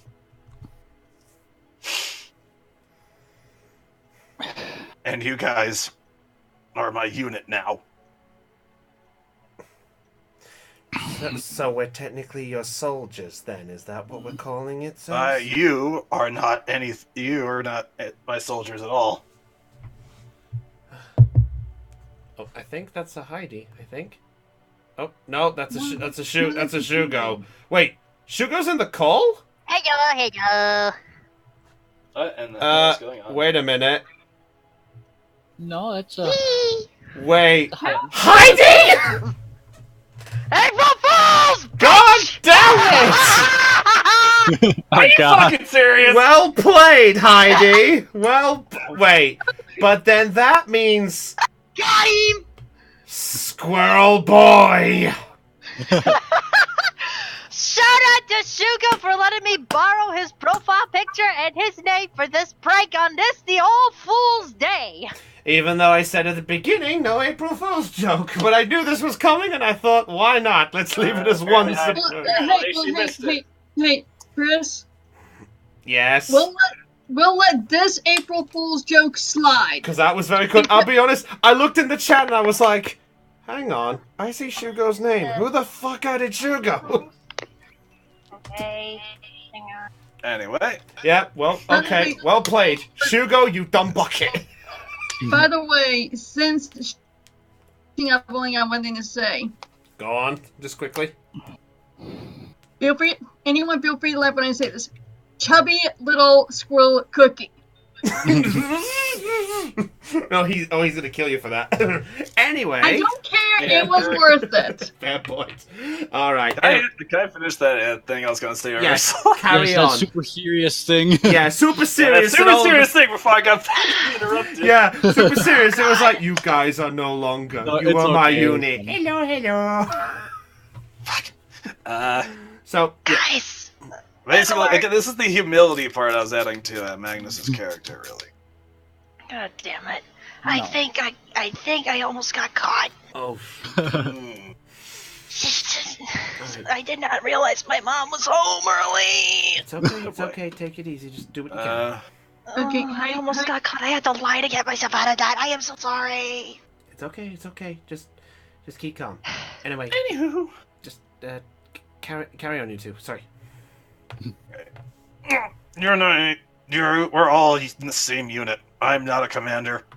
I am just a soldier. Thinking of ourselves as soldiers is just going to get us into trouble. Maybe. I agree. But that's what I was for most of my life, and I can't imagine myself as anything else. As a soldier, only thing I can't imagine myself as not as is anything above a private. soldiers' mentality is to fight and die, and kill and murder. That is not our job here. We're just trying to protect people as best we can. That's what soldiers do as well. Yes. But when all you have is a sword in your hand, the only way you can solve it is by slashing. And protecting your party. That is my job. That is why I'm here. I'm here to defend. Me trying to get the bugbears to let us pass for half price is protecting the party. Pulling out swords and threatening people is what gets people killed. You do not know how many people I've seen taunt and laugh and insult in combat before their heads get cut off. The stupid and those with the bravado are the ones to die first. Very true. I think I'm gonna pass out now. Because, pain. And also, Consider- it's been a while since Magnus has been this wounded. Just remember what I said about Ilmater. Mm-hmm. Believe me. Think of your pain as a culmination of all of our pain. The pain you've caused people. Just stew on that for a bit. I will when I wake up again. I'm gonna make Magnus pass out again for pain. All right. So at that point, you watch as Magnus's eyes close, and he just gently goes off into a gentle slumber just to get himself recuperated, leaving the rest of you at this point. And Spark's still nibbling on the grass, and he's just sort of venturing off now in this direction. He's just constantly having his sort of lunch break, if you will. He's just constantly... So rest of the day is all yours. Does someone else want to take the reins for a bit? I think I'll walk alongside Sparks and keep an eye on him. I can if no one else wants to. Alright, so Secton's going to take a lead. Oh, there's an echo. Echo! Marco. Follow! Damn it! Damn it, I fell for it. Alright, so Secton's taking... Yeah, I know. Actually, what I was going to say was that you pulled a Shugo. We did that joke here all the time. What? Because every time we say the bandit's name of Marco... Thank you. Glad someone did it. Don't make me a liar. Anyway, so Sector's taking the charge on the helm. Is anyone else manning the front with him?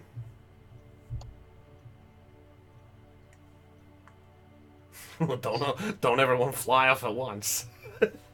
Magnus is passed out in the back. There's no way he can move. That's fair enough.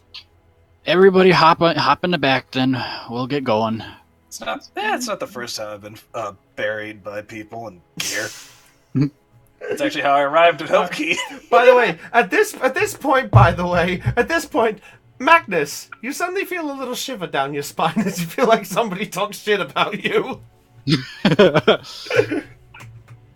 My twitches. All right. Let's see. That's walking along outside Sparks. Okay. Topaz, what are you doing? I'm going to ride in the car. You're riding in the cart. Okay. So, as you guys all get set up, you manage to pull Sparks back to the situation. You guys still have a broken cage attached to your cart, by the way. Okay, so what are we going to do with that? Yeah, what are we gonna do about that? I mean, we can ditch it. Does Sparks want to walk or ride along? I'm pretty sure he wants to walk at the moment. I mean, we could just drag... It won't take much to drag the empty cage behind the cart. We could just tie it closed with rope when we need it again or something. I suppose. Should be fine then. Let's head out. All right. So as you guys all make your way into your positions, I'll put Sparks on the side up here. And as you guys make your way onwards, you make your way to your next destination, which is the small town of Jing, before you make your way to the port town of Noir. Now, moving ahead about a couple of hours, you guys make your way to what looks like a small little area of notice. And as you approach, you actually get a similar vibe. Or rather, Trilly and Magnus would get a similar vibe. Because along your travels, you do find something familiar. And that is? Yeah, take a look. Do you not remember this type of area? Oh, Casta. Yeah. As you go, Zillion and Mugbeard. yeah, they're not here. It's a figment of your imagination. Oh, I thought I saw something. Sector is so wounded from his magic. He's still seeing shit. So which side are we coming from, left or You guys are coming from this direction. So you guys All make right. your way from this direction over here. I shall grab the cart. That was a short rest, right? Technically for me. Technically, that would be an hour rest. So if you want to use your hit dice, you can do, if you wish. Give me a minute here. Ah! What happened there? The road, it's disappearing. No, it's one of those mini games. Get to the exit before Everyone you jump. Everyone jump. Secton, what did you do?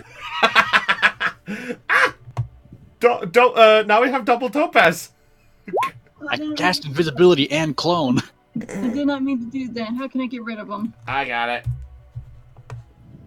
Okay, can you get rid of the other one too? And can you update my character sheet? I did. Please. I'm pretty sure I did. No, I still have the old one. Oh my god.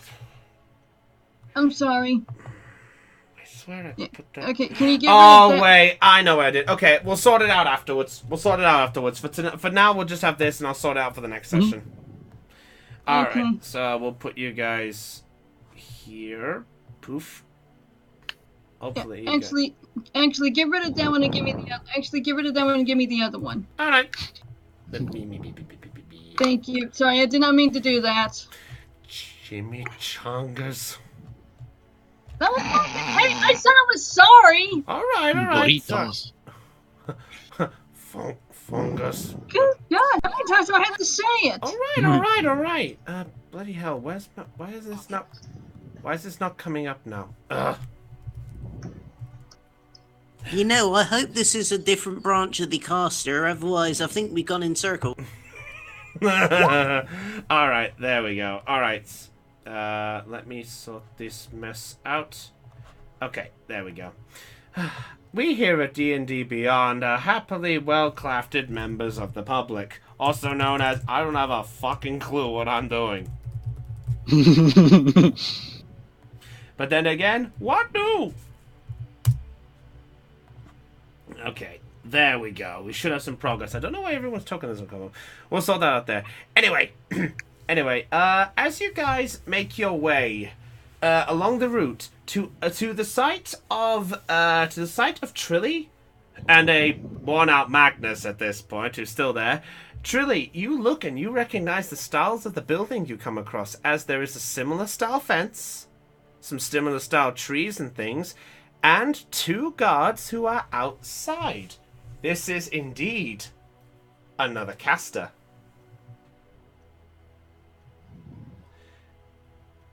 So, as you guys continue making your way along this direction, you get stopped by the sight of 2 different figures at this point. I don't know where everyone... tell you what, for the sake of this... Where the hell is my list gone? Ah! What the hell? having troubles, Chris? Ladies and gentlemen of the audience, our DM has lost track of his inventory. And apparently he has lost his mind in the process, so please stand by. I feel... Ladies and gentlemen, we are experiencing a ton of technical difficulties. Fuck you, dumb buckets. I love doing that voice. Fuck you all, dumb buckets. Oh, that's the wrong token. Oh, by the way, Heidi, I got something to say. Mm. Really well played prank. Yeah. Shout out to Shugo for helping me out with that one. Yeah, I'm talking to him right now via Discord. He just told me that he was in on it. Alright. Yep. Yes, he was. Shugo, if you're listening, well played, sport. Yeah. Anyway, as you guys make your way down the long pathway, you all notice the sight before you, as you do get stopped by one of the 2 guard figures before you. Yeah, I know you're all off the path. I apologize. It's the only way I could do it, because if I send the things to the back, you're going to be greeted the legs of Topaz's thing. That's a token. Yeah, he's watching. So you get greeted, and as you guys make your way down the pathway, I'll just say we got it down here, you get stopped by this guard up here. The guard up here actually comes in your direction and is going, "Halt, travelers!" Sexton, yeah, Sexton, you're in charge of the cart because you're driving. What are you doing? Yeah. I stop. All right. Yeah, shouldn't you be in front of the cart? Do you have control over your characters, my friends, or shall I give you that? I didn't have control over mine at first, so I had to reload the page, Yeah. but now I have control over my character now. It helps if... Alright, I got this covered, and boop. You should be able to move now. Alright, Negative. Hail, giants. I can just make mine. Yeah, no worries, dude. I got you covered. See? Hey, Sexton, if you don't have control of your character, do what I did and reload the page. I'm good. Yeah, he's got it. Alright, at this point, Why are there two Magnuses on screen? Yeah, okay. I have control over this one now. Okay. Born. Fair enough then. Alright, at this point, the guard comes forward, and yeah, I know the scorpion's missing. I've got it out the way for a minute. He sort of comes forward and goes, "Hail, travelers! Welcome to the Costa!" Is this an inn? Is this an inn? Why, this place here is a mighty rest stop for travelers along the way. We are part of a fair establishment, don't you know? I did not. I'll turn around to everybody. Do we want to stay? I did. We do. Yeah, truly. So you obviously make the note that you have stayed in a casta before, the one that is actually close to the city of Hopekey, or rather, is a good distance with halfway between here and Helix. How far away is Jing, by the way? Jing at this point is another day's travel. Yep, nope, not doing that. Okay. May as well stay the night. Yep. We are looking for rooms in this fine establishment. Who would we ask? Why, you would have to ask us. We are classed as the guardians of the casta. If you wish to come in, you pay us 1 gold piece for each of you, and you may enter. Once you enter, you will be treated to a fine meal. You get a place to wash and get yourself relaxed with water, a nice warm place to rest your weary head. You may even share stories. But there is only 2 rules to abide by when you enter the casta. Rule number 1, there is to be no fighting at all. Any source of conflict, and you and the rest of your party will be thrown out. No questions asked. Oh boy. And rule number 2? Magnus. I'm not going to do anything. And rule number 2, you must be out by the time we ring the bell. If a bell is rung, that means you must pay another gold piece before you leave, because, we have to have time to get things set up for the next people. And you must treat all of us with respect. We are doing our best to keep you all with a nice, safe night. That sounds very fair. You wouldn't happen to have a healer in there, would you? And the stables? We have accommodations for all the needs. We have trees for fruit gathering. We have some stables nearby. Yours too. We can even do that. Just be aware, though, anything that is not within the walls is not our possession or property. So anything that happens beyond those walls is not our responsibility. Trilly raises her hand. What's your policy on giant scorpions? Eh? At this point, Sparks just comes up behind you all, and you see the guy go, "Jesus!" And he wheels out his giant axe and holds up and goes, "What the heck? What the?" It's okay. Hey, I have a hold of my hands and I just kind of pat Sparks on the claw. It's okay. He's friendly. So far. He's with us. So far? It was a Well, long we've story. managed to tame him, quote unquote, for the time being. But we don't know how long it'll last. Hopefully for a while. He looks over at his colleague, and his colleague just sort of, Hey, do you see the guy that's talking to you goes,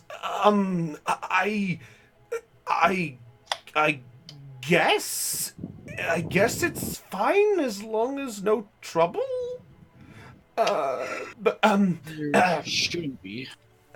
Fair point. All right. 1 gold piece from all of you, and since he's your, excuse my wording, pet, then I will, then you get to enter with him free. The ruling is 1 person can bring in 1 pet, as long as it's a pet that they have, shall we say, attached to? And it looks like the horse and the scorpion count? Yeah, fair enough. I'll vouch for the scorpion. If there's any trouble, you can throw me out with him, and I'll camp outside. Wait, I thought we had 2 horses. Oh yeah, you do have 2 horses. You're right. Sorry, I looked at my notes wrong. Are we paying? So, do we pay for the horses' board as well? No. Since the horses are part of you, in a way, you can pay the 1 gold just for yourself. I mean, if you want us to give them like a grooming, I guess you'd have to pay for that. But I'd say we could only do the horse. I don't think we know how to groom a giant scorpion. Question. Yes. Guard. Yes, sir. Because Magnus is awake at this point. Because he's regained 8 health. Do you have any armor polish? We should be able to supply you with some. It's not for me. But then, who? The scorpion.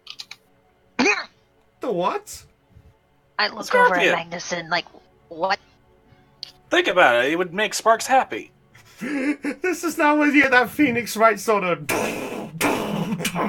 Just like everyone like, Nani? Objection! Oh, shit. He said, Quick, where's the objection music? Maybe? The only way really to know for sure would be to have Trilly ask. Well, we've been having Trilly do a lot of work talking to Sparks. We can probably wait on that. Alright, so you're paying the 5 gold? Yeah. I hand over the 5 gold, and then I start getting the horses in the wagon, herded in, and trying to get set up. Very well, thank you. May I ask for your name, just for the sake of, security? Secton Frostfire. Secton Frostfire. Thank you. Will you give me a moment? And with that, he turns and goes to the front entrance there. His axe goes through a small hole. You don't notice that. At this point, he actually bangs on the door, and you hear this.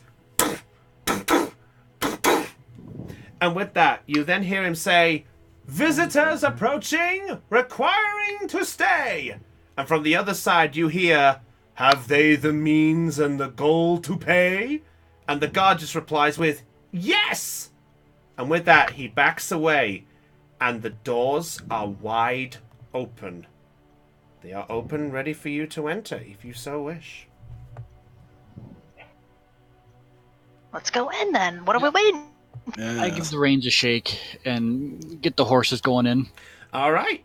So you all make your way inside, and as you enter the caster area, Trilly and Magnus. Oh, sorry, I was grabbing the cart at this point. Sorry, Topaz. Yeah, I can move my character whenever Yeah, you should be fine there. Okay, where'd you move the cart to? Up into the gates. Okay, hold on. Let me move my character. Okay, I see the cart now. All right, yeah. So as you all enter here, Trilly and Magnus, when you enter the inside of the caster, you actually notice that it actually looks very familiar. It appears to be in the same layout, the same style, the same materials, and the same placement of things. It's like this place was a redo. Oh, God, please don't tell me that guy is here. At that point, you look to your right-hand side and you watch as a figure comes up to you. And you watch as he approaches you with a stern look. He stops about 10 feet away from you, and with a sort of military-esque style, he sort of stops. He weighs his sword in the ground, and he goes, "Hail, travelers! Welcome to the caster. Which one of you is the payer to enter my establishment? That would be me. Ah, a pleasure to meet you, my good sir. What is your name? Secton Frostfire. Secton. He offers his hand out to you, and you can see this heavily gripped gauntlet. It's sort of essentially looking like a full plate of armor. There's no sign of fingertips or anything. I give it a very hard and friendly squeeze. Not a bad squeeze to you. You got quite a face there, and quite a variety of... Jesus, what the hell is that thing? And he looks and notices the scorpion just walking in. I'm still hanging on to his hand. That would be our pet, I suppose you could say. Magnus, yeah, go ahead. You can make a perception check if you want, Magnus. Thank you. You're a pet. My word, you have a exquisite taste in companions, my friend. Yeah, thank you. We didn't exactly pick him out, but he helps out in a pinch. I didn't even think of that. God damn it, Second! Da da da da da da. How did you seriously not plan that? No. That was a fucking good one, though. Oh, that was a fucking... Carlos puns. That was unintentional. It fucking worked. That was a was compliment, brilliant. by the way, Carlos. Have 10 of my experience. I said no jokes, and we still do one. All right. The owner. I mean, it was unintentional. So Magnus, you look over and you see this figure. He's sort of wearing the same style armor and outfit as Villas was, the owner of the first caster that you guys all stayed at, or most of you anyway. But I was actually going to ask about his name anyway. But his I say his physique is a little bit different. It's not as tiefling like. No, is it tiefling like as the first one was. This one appears to be a lighter shade color to the original tiefling that you first encountered. You actually see that his ear is kind of flopped and it's got a gold ring attached to his left ear, and you see that his eyes are a pure black diluted color. Mind if I go up to him? You I'm not can. going to say anything bad. I'm just going to ask if he knows Villas. Fair enough. Anyone else worrying? Fair enough. Yeah, you can do that if you want. So he looks at you, Secton, for a moment and goes, my apologies for my surprise. My name is Vors. Voros, eh? Vors. Voros. Voros. I turn when I hear Magnus speak. Okay. I look at him and like, I'm not going to do anything. Like, I'm not going to do anything. I'll start anything. Look. Okay. As long as you don't do anything Boris. stupid. Yes. You know a guy named... What the fuck was his name again? Villas? Villas? I do know of Villas. He is my older brother. So you are related. In a way, yes. We are both from the same family. Oh, is this a family establishment? Indeed it is. Feels like a franchise. All of the caster franchises are owned by members of our family. We don't mention our family name because we dare not to cause trouble, but we figured we'd just stick with the names that everyone knows. We are all named under the letter of V, I believe is known as in common. But I am Vorus. I am the second eldest brother of the family. Interesting. How many brothers and sisters have you got then? I have 3 brothers and 4 sisters. Oh. So the fact you have met my brother means that there is one more of my brothers you find, and well, my sister's still to find.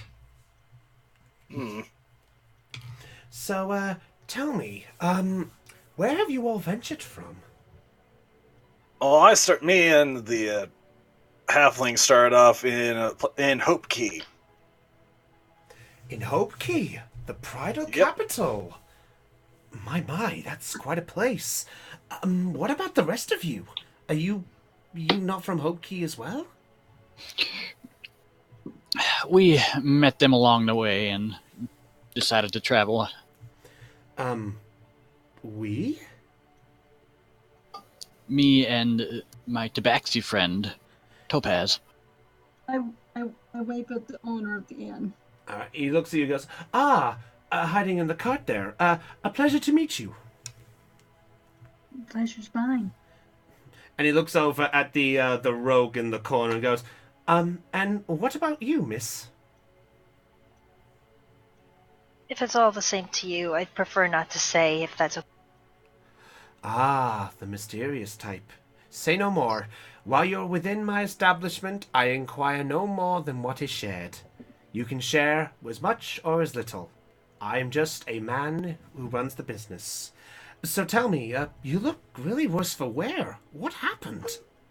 Bugbears. Yeah, we ran into a kind of tribe in the woods. They shouldn't be a problem anymore. You got rid of them? Yeah. Yes, They nearly got rid of me in the process. Oh, you have no idea how much that has helped me.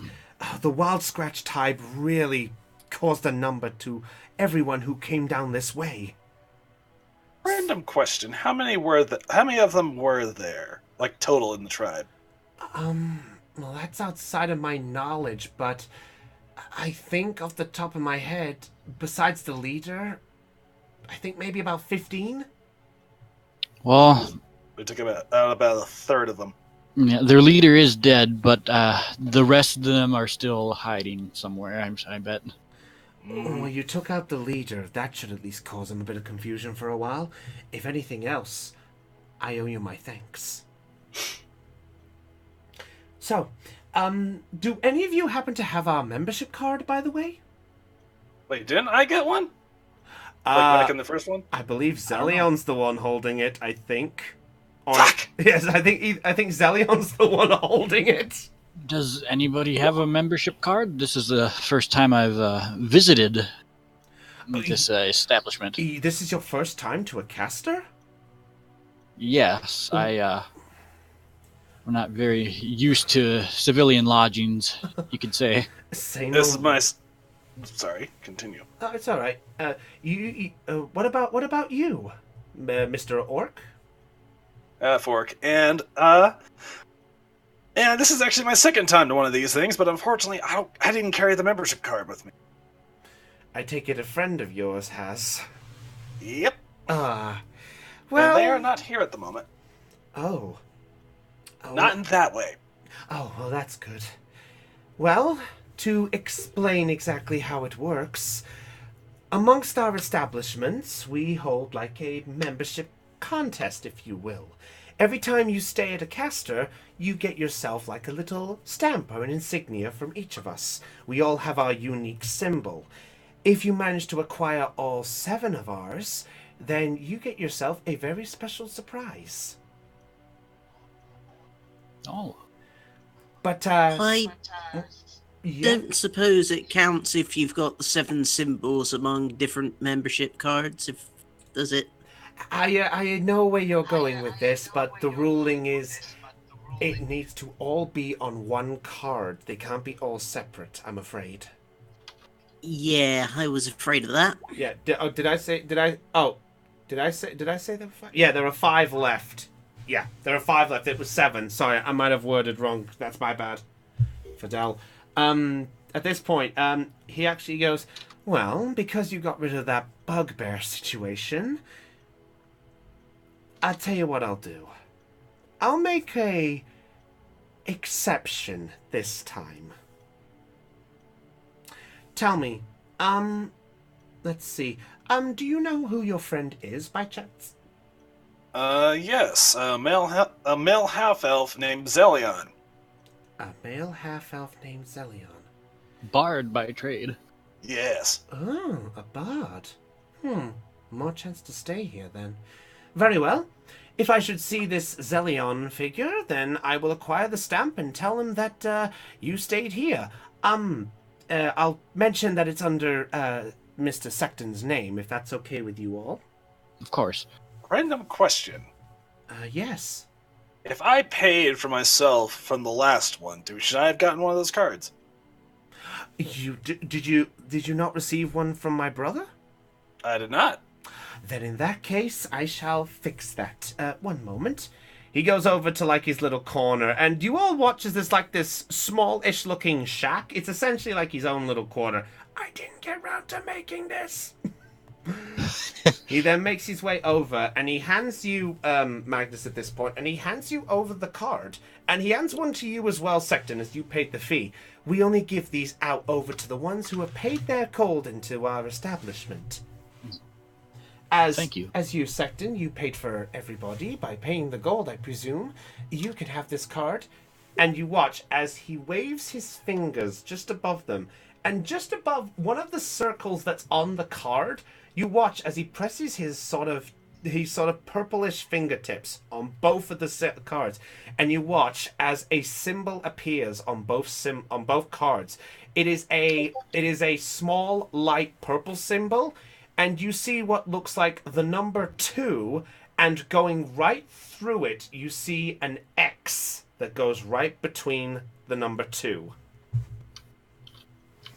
My little logo. I mean, this is classed as caster number 2, so I have to pass on. After all, I am the second oldest, as you know.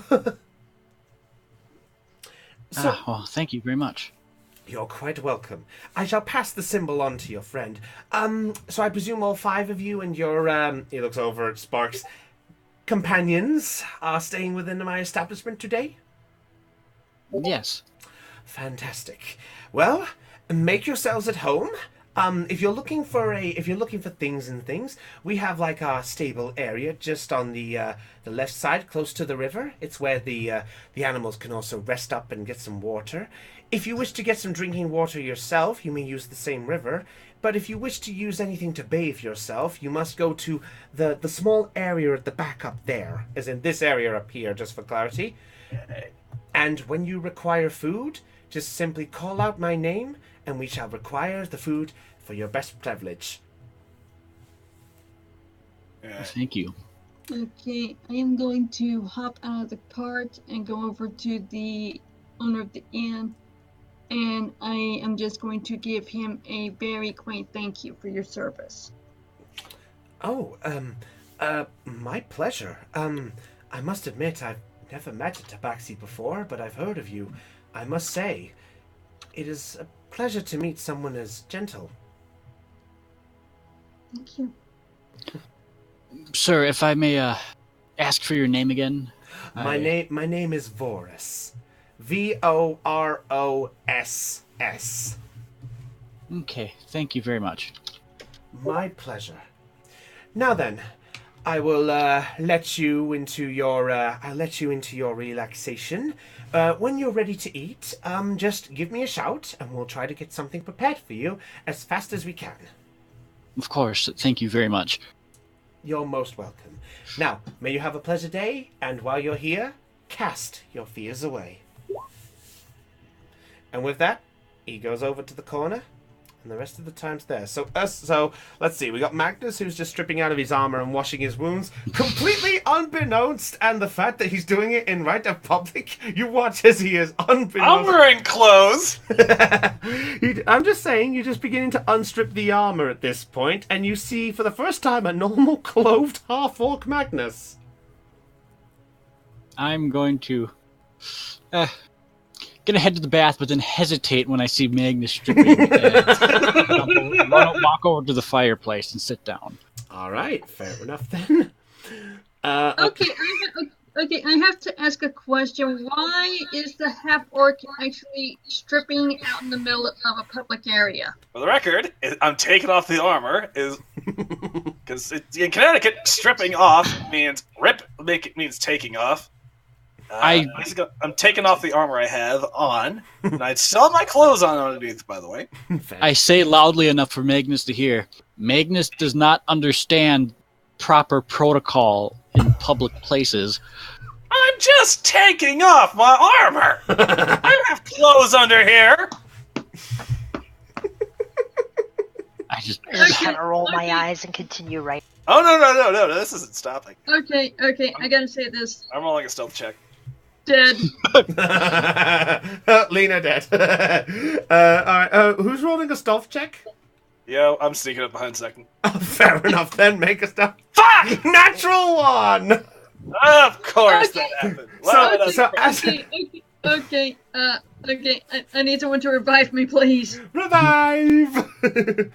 It's a joke we do in our group. Lena's part of it. At this point, Magnus, as you go for the trip, you decide that you're going to head for it, but at this point, you fail to notice that as this is going on, let's see, how do I put it? You actually step, as you're taking off your armor, that for a moment as you're lying there with soft shoes, you fail to notice a splinter in the wood, and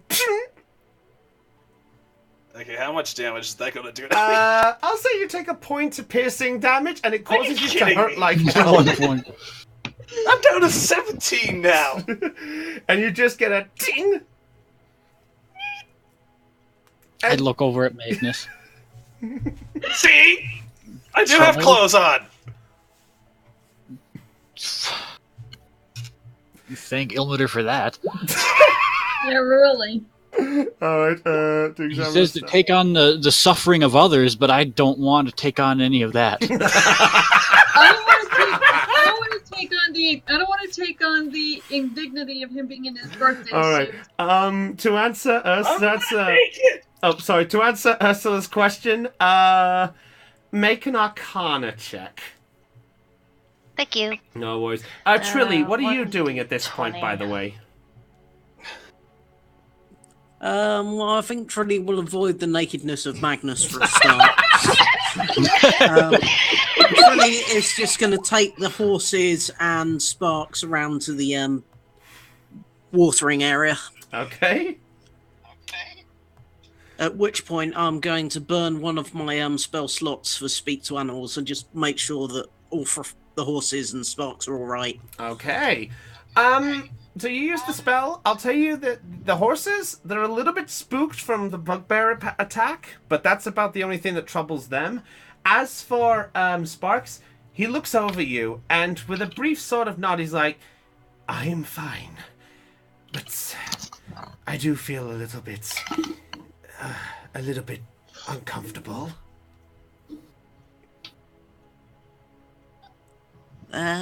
What's making you uncomfortable, buddy? I'm not used to being inside walls and something not trying to kill me. Don't worry, you'll be perfectly fine here. I'll make sure of it. Thank you. And I really hope we do find the rest of your friends. Yeah, Zelion and Mugbeard will show up again down later, don't you worry. I'm sure they're fine. I get the feeling they will be. But thank you for your concern. I'm just going to get some grass if that's okay with you. No worries, pal. Here if you need me. Thank you. And he just sort of goes to nibble on some of the grass and things and get some water and such. So Ursula, you got 17 on the check, yeah? Yep. What are you exactly wanting to know about? So you said you're looking at the magical properties and how it looks right now, yeah? Correct. Okay. As you look over the staff, you do remember the same shape as it was before, that it was this slightly wooden style cane. On the top, you do still see the scorpion tail that is attached to it, but instead of like in the middle where there was that crystal that was attached to it as well, obviously you find there's the bit ripped off where the crystal was, but the small little bit of grass, not grass, crystal the crystal that was on there, you rip off a tiny bit, and you find out that there's a small bit still there, but there's no magical presence at all. And basically, by the property based on that, you find that right now it is just a large stick to hit people with. So I won't be finding any answers, Daff, then. I take notes in my journal. I get this. I speak softly, but I carry a big stick. Where was that from again? I forgot. That's from Looney Tunes. That was it. I speak softly, but I have a big stick. I speak softly, but I carry a big stick. It's also saying that Voice acting's fun. it was like Toxie was. It's like when we found Toxie the merchant. He was a coward, but a greedy little coward. I'm sorry. Matt, Before I have to ask, go even on. though this was in the other end of things I was listening, but was he just in this business just to make a buck? Basically, yeah. That's essentially what it was. All right, so Magnus, do we still have a? Is he back yet? Oh yeah, I'm back. All right, okay. So Magnus, as you take a dip in the water, you feel this really cold sensation hit your body, but it's not like this. Jesus, that's freezing. But this nice, relaxing, soothing cold. As you Dulling the pain. as you gently dip yourself, you feel your wounds slowly begin to ease up. The pain is still somewhat there, but at least it's fine enough. And based on your stature, you find it's all right. But I need you to make a Constitution saving throw for me, please. What? What, does this prevent me from drowning? We'll see. We'll see. 12. Okay, 1 second. Oh god. Okay. Oh god. As you begin to relax your body, you begin to feel relaxed and slowly begin to drift off to sleep. Oh god. But just realizing that it's not the best idea to do this, you shudder yourself and you slowly make your way out of the water. You just avoided getting yourself a little bit of hypothermia. Are you serious? God. It's cold water! Yeah, not the cold dulls the pain. Yes, but there was no telling how long you were in it for. There. Fair enough. Had to make sure. All right. At that point, I'll say if there's anything else you guys want to do for the rest of the evening, we can progress onwards. If anyone else has anything else they want to do. Oh, hey, I got one thing to do. Okay. Remember that thing I mentioned in the beginning? Question: is Trilly's animal speaking spell still up? Right now, I'd say yes for another 3 minutes. Yeah, I'm going to Trilly. Okay. Okay, and I think I'm going to. I'm gonna go take me a quick little bath. All right. Fair enough. So. Oh god. Before Okay, or they're both after going in the tub. Oh, This jeez, is I gonna just be realized. interesting. Yeah, Sector's technically bathing. Okay, so now the bath area is in that little square, right? Within the square area. So basically, any area that is a red rectangle-esque type of thing, that is the area of the caster. Damn you, Sector. Okay, well then here's what I'm going to do. I'm thinking I'm gonna go into this bathing area for the girls' area. So you're gonna bathe in the drinking water. Never mind. Yeah, that was basically the one they had for drinking water. So it's essentially put, if you are bathing, it's the upper area. Okay, well then I'm gonna do this. But this like the square that I'm in is the girls' section. There's a partition between the girls' section and the boys' section. So I would say. Just brings a piece of plywood with. Just brings a plywood and just goes. Alright, I guess I'll allow that. Fair enough. So how fast is the water running? It's a nice, pleasant stream. It's not like, oh my god, I'm gonna drown. It's sort of like you get in and I'd say the equivalent is. I'd say at this point, it's sort of like a heavy shower type of thing. So if you know how a heavy shower feels to your body, it's that sort of speed. Okay. So would I be able to use Firebolt under the water to warm it up? I'd say you can try if you want to do it. I would like that. Just don't burn the tabaxi. Do I have to roll a hit? Yeah, nobody wants barbecue. Yeah, no one wants Kentucky Fried Tabaxi. Well, my hands are under the water. So, since I'm not aiming at anything, do you think I would just like roll damage to see if I can do anything up or not? I'll tell you what. Roll a d20, and the higher the number, the warmer the water. 14. I'll call that a nice mild temperature. So instead of a cold one, it's a nice, relaxing, warm sort of feeling. It's like a nice, hot bath. And at this point, Topaz, you feel the heat on there, and it sort of begins to nicely toast you up as well. There's just something about warm water that just makes you have to pee, isn't it? Oh no! What the hell? Sexton, make a pee check! What was the Oh, first bloody time? hell, it's an awful pissing wizard. Natural 12! Oh my god! Oh my god!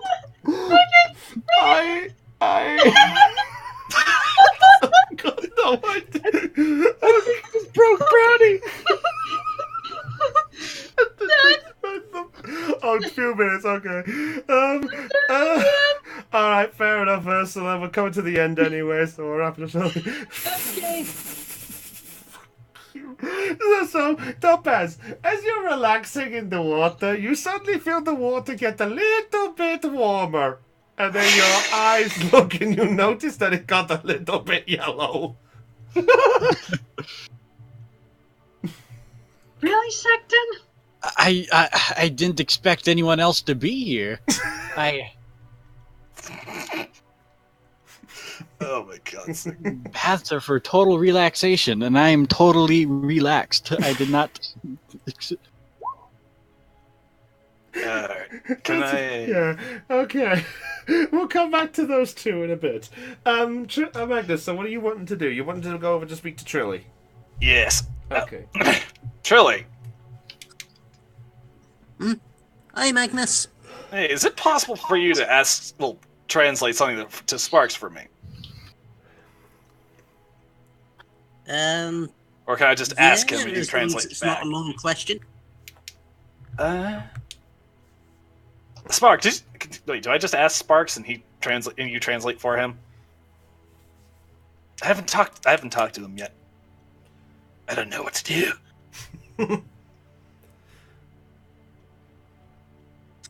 Yeah, just tell me what you want to ask and I'll translate.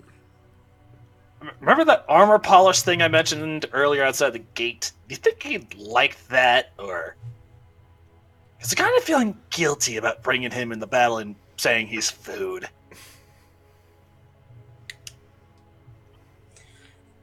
Sparks, my half-orc friend here is wanting to ask, is it alright if he uses armor polish on your scales? Because apparently he feels guilty about what happened in the battle. And he wants to make it up to you. And what would this polish do? Yeah, I assume you're translating back. Trilly translates that back. It would essentially make you shiny and make your scales look brand new.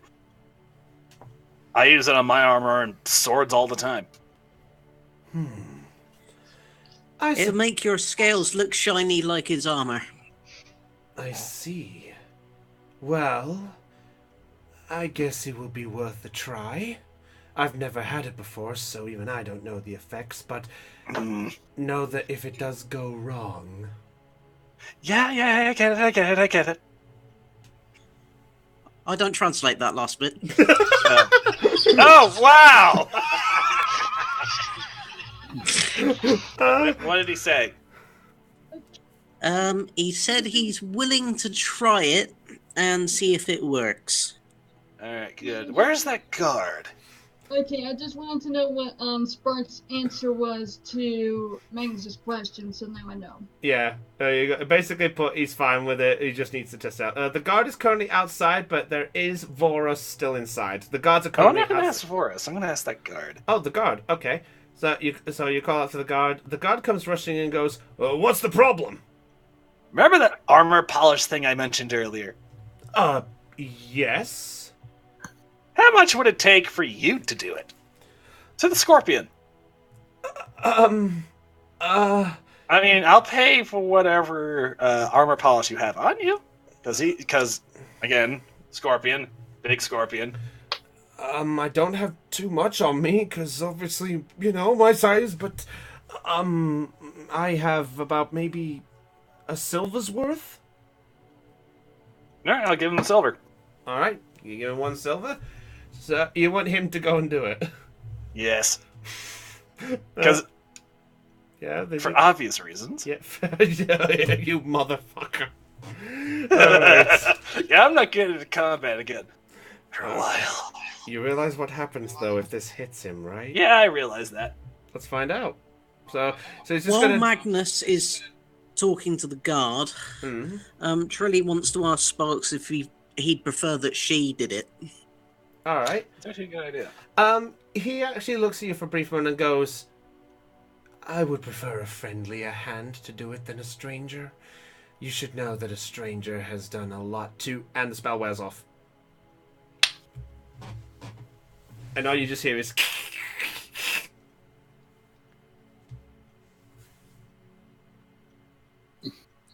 Trilly will just nod reassuringly and make out that she understood that last bit. Okay. So the guard's approaching the scorpion. Are you wanting to take over it then, yeah? Oh, is that the polish for the scorpion? It is. Right, if it's all right with you, I'll take over. Very well. He's your friend, I guess. So he hands you the polish. Thank you very much, buddy. No worries. And he just quickly turns and he just gets out of there. As fast as possible. Alright. So, Trilly, are you going to make an animal handling check if you're actually going to do this? Okay, Trilly's going to start off, as you do, on a small area first to see if anything reacts badly or adversely. Okay. Oh, do I still need to roll it for you? Oh, no you don't. 20! You do it. Nope. What are the guys doing? They are relaxing and taking a break. Rosalia. At this point, Trilly, you gently sort of soothe, and you watch as Sparks just slowly begins to ease. And then looks at his claw and can see a little shine just appear from the small bot that you got.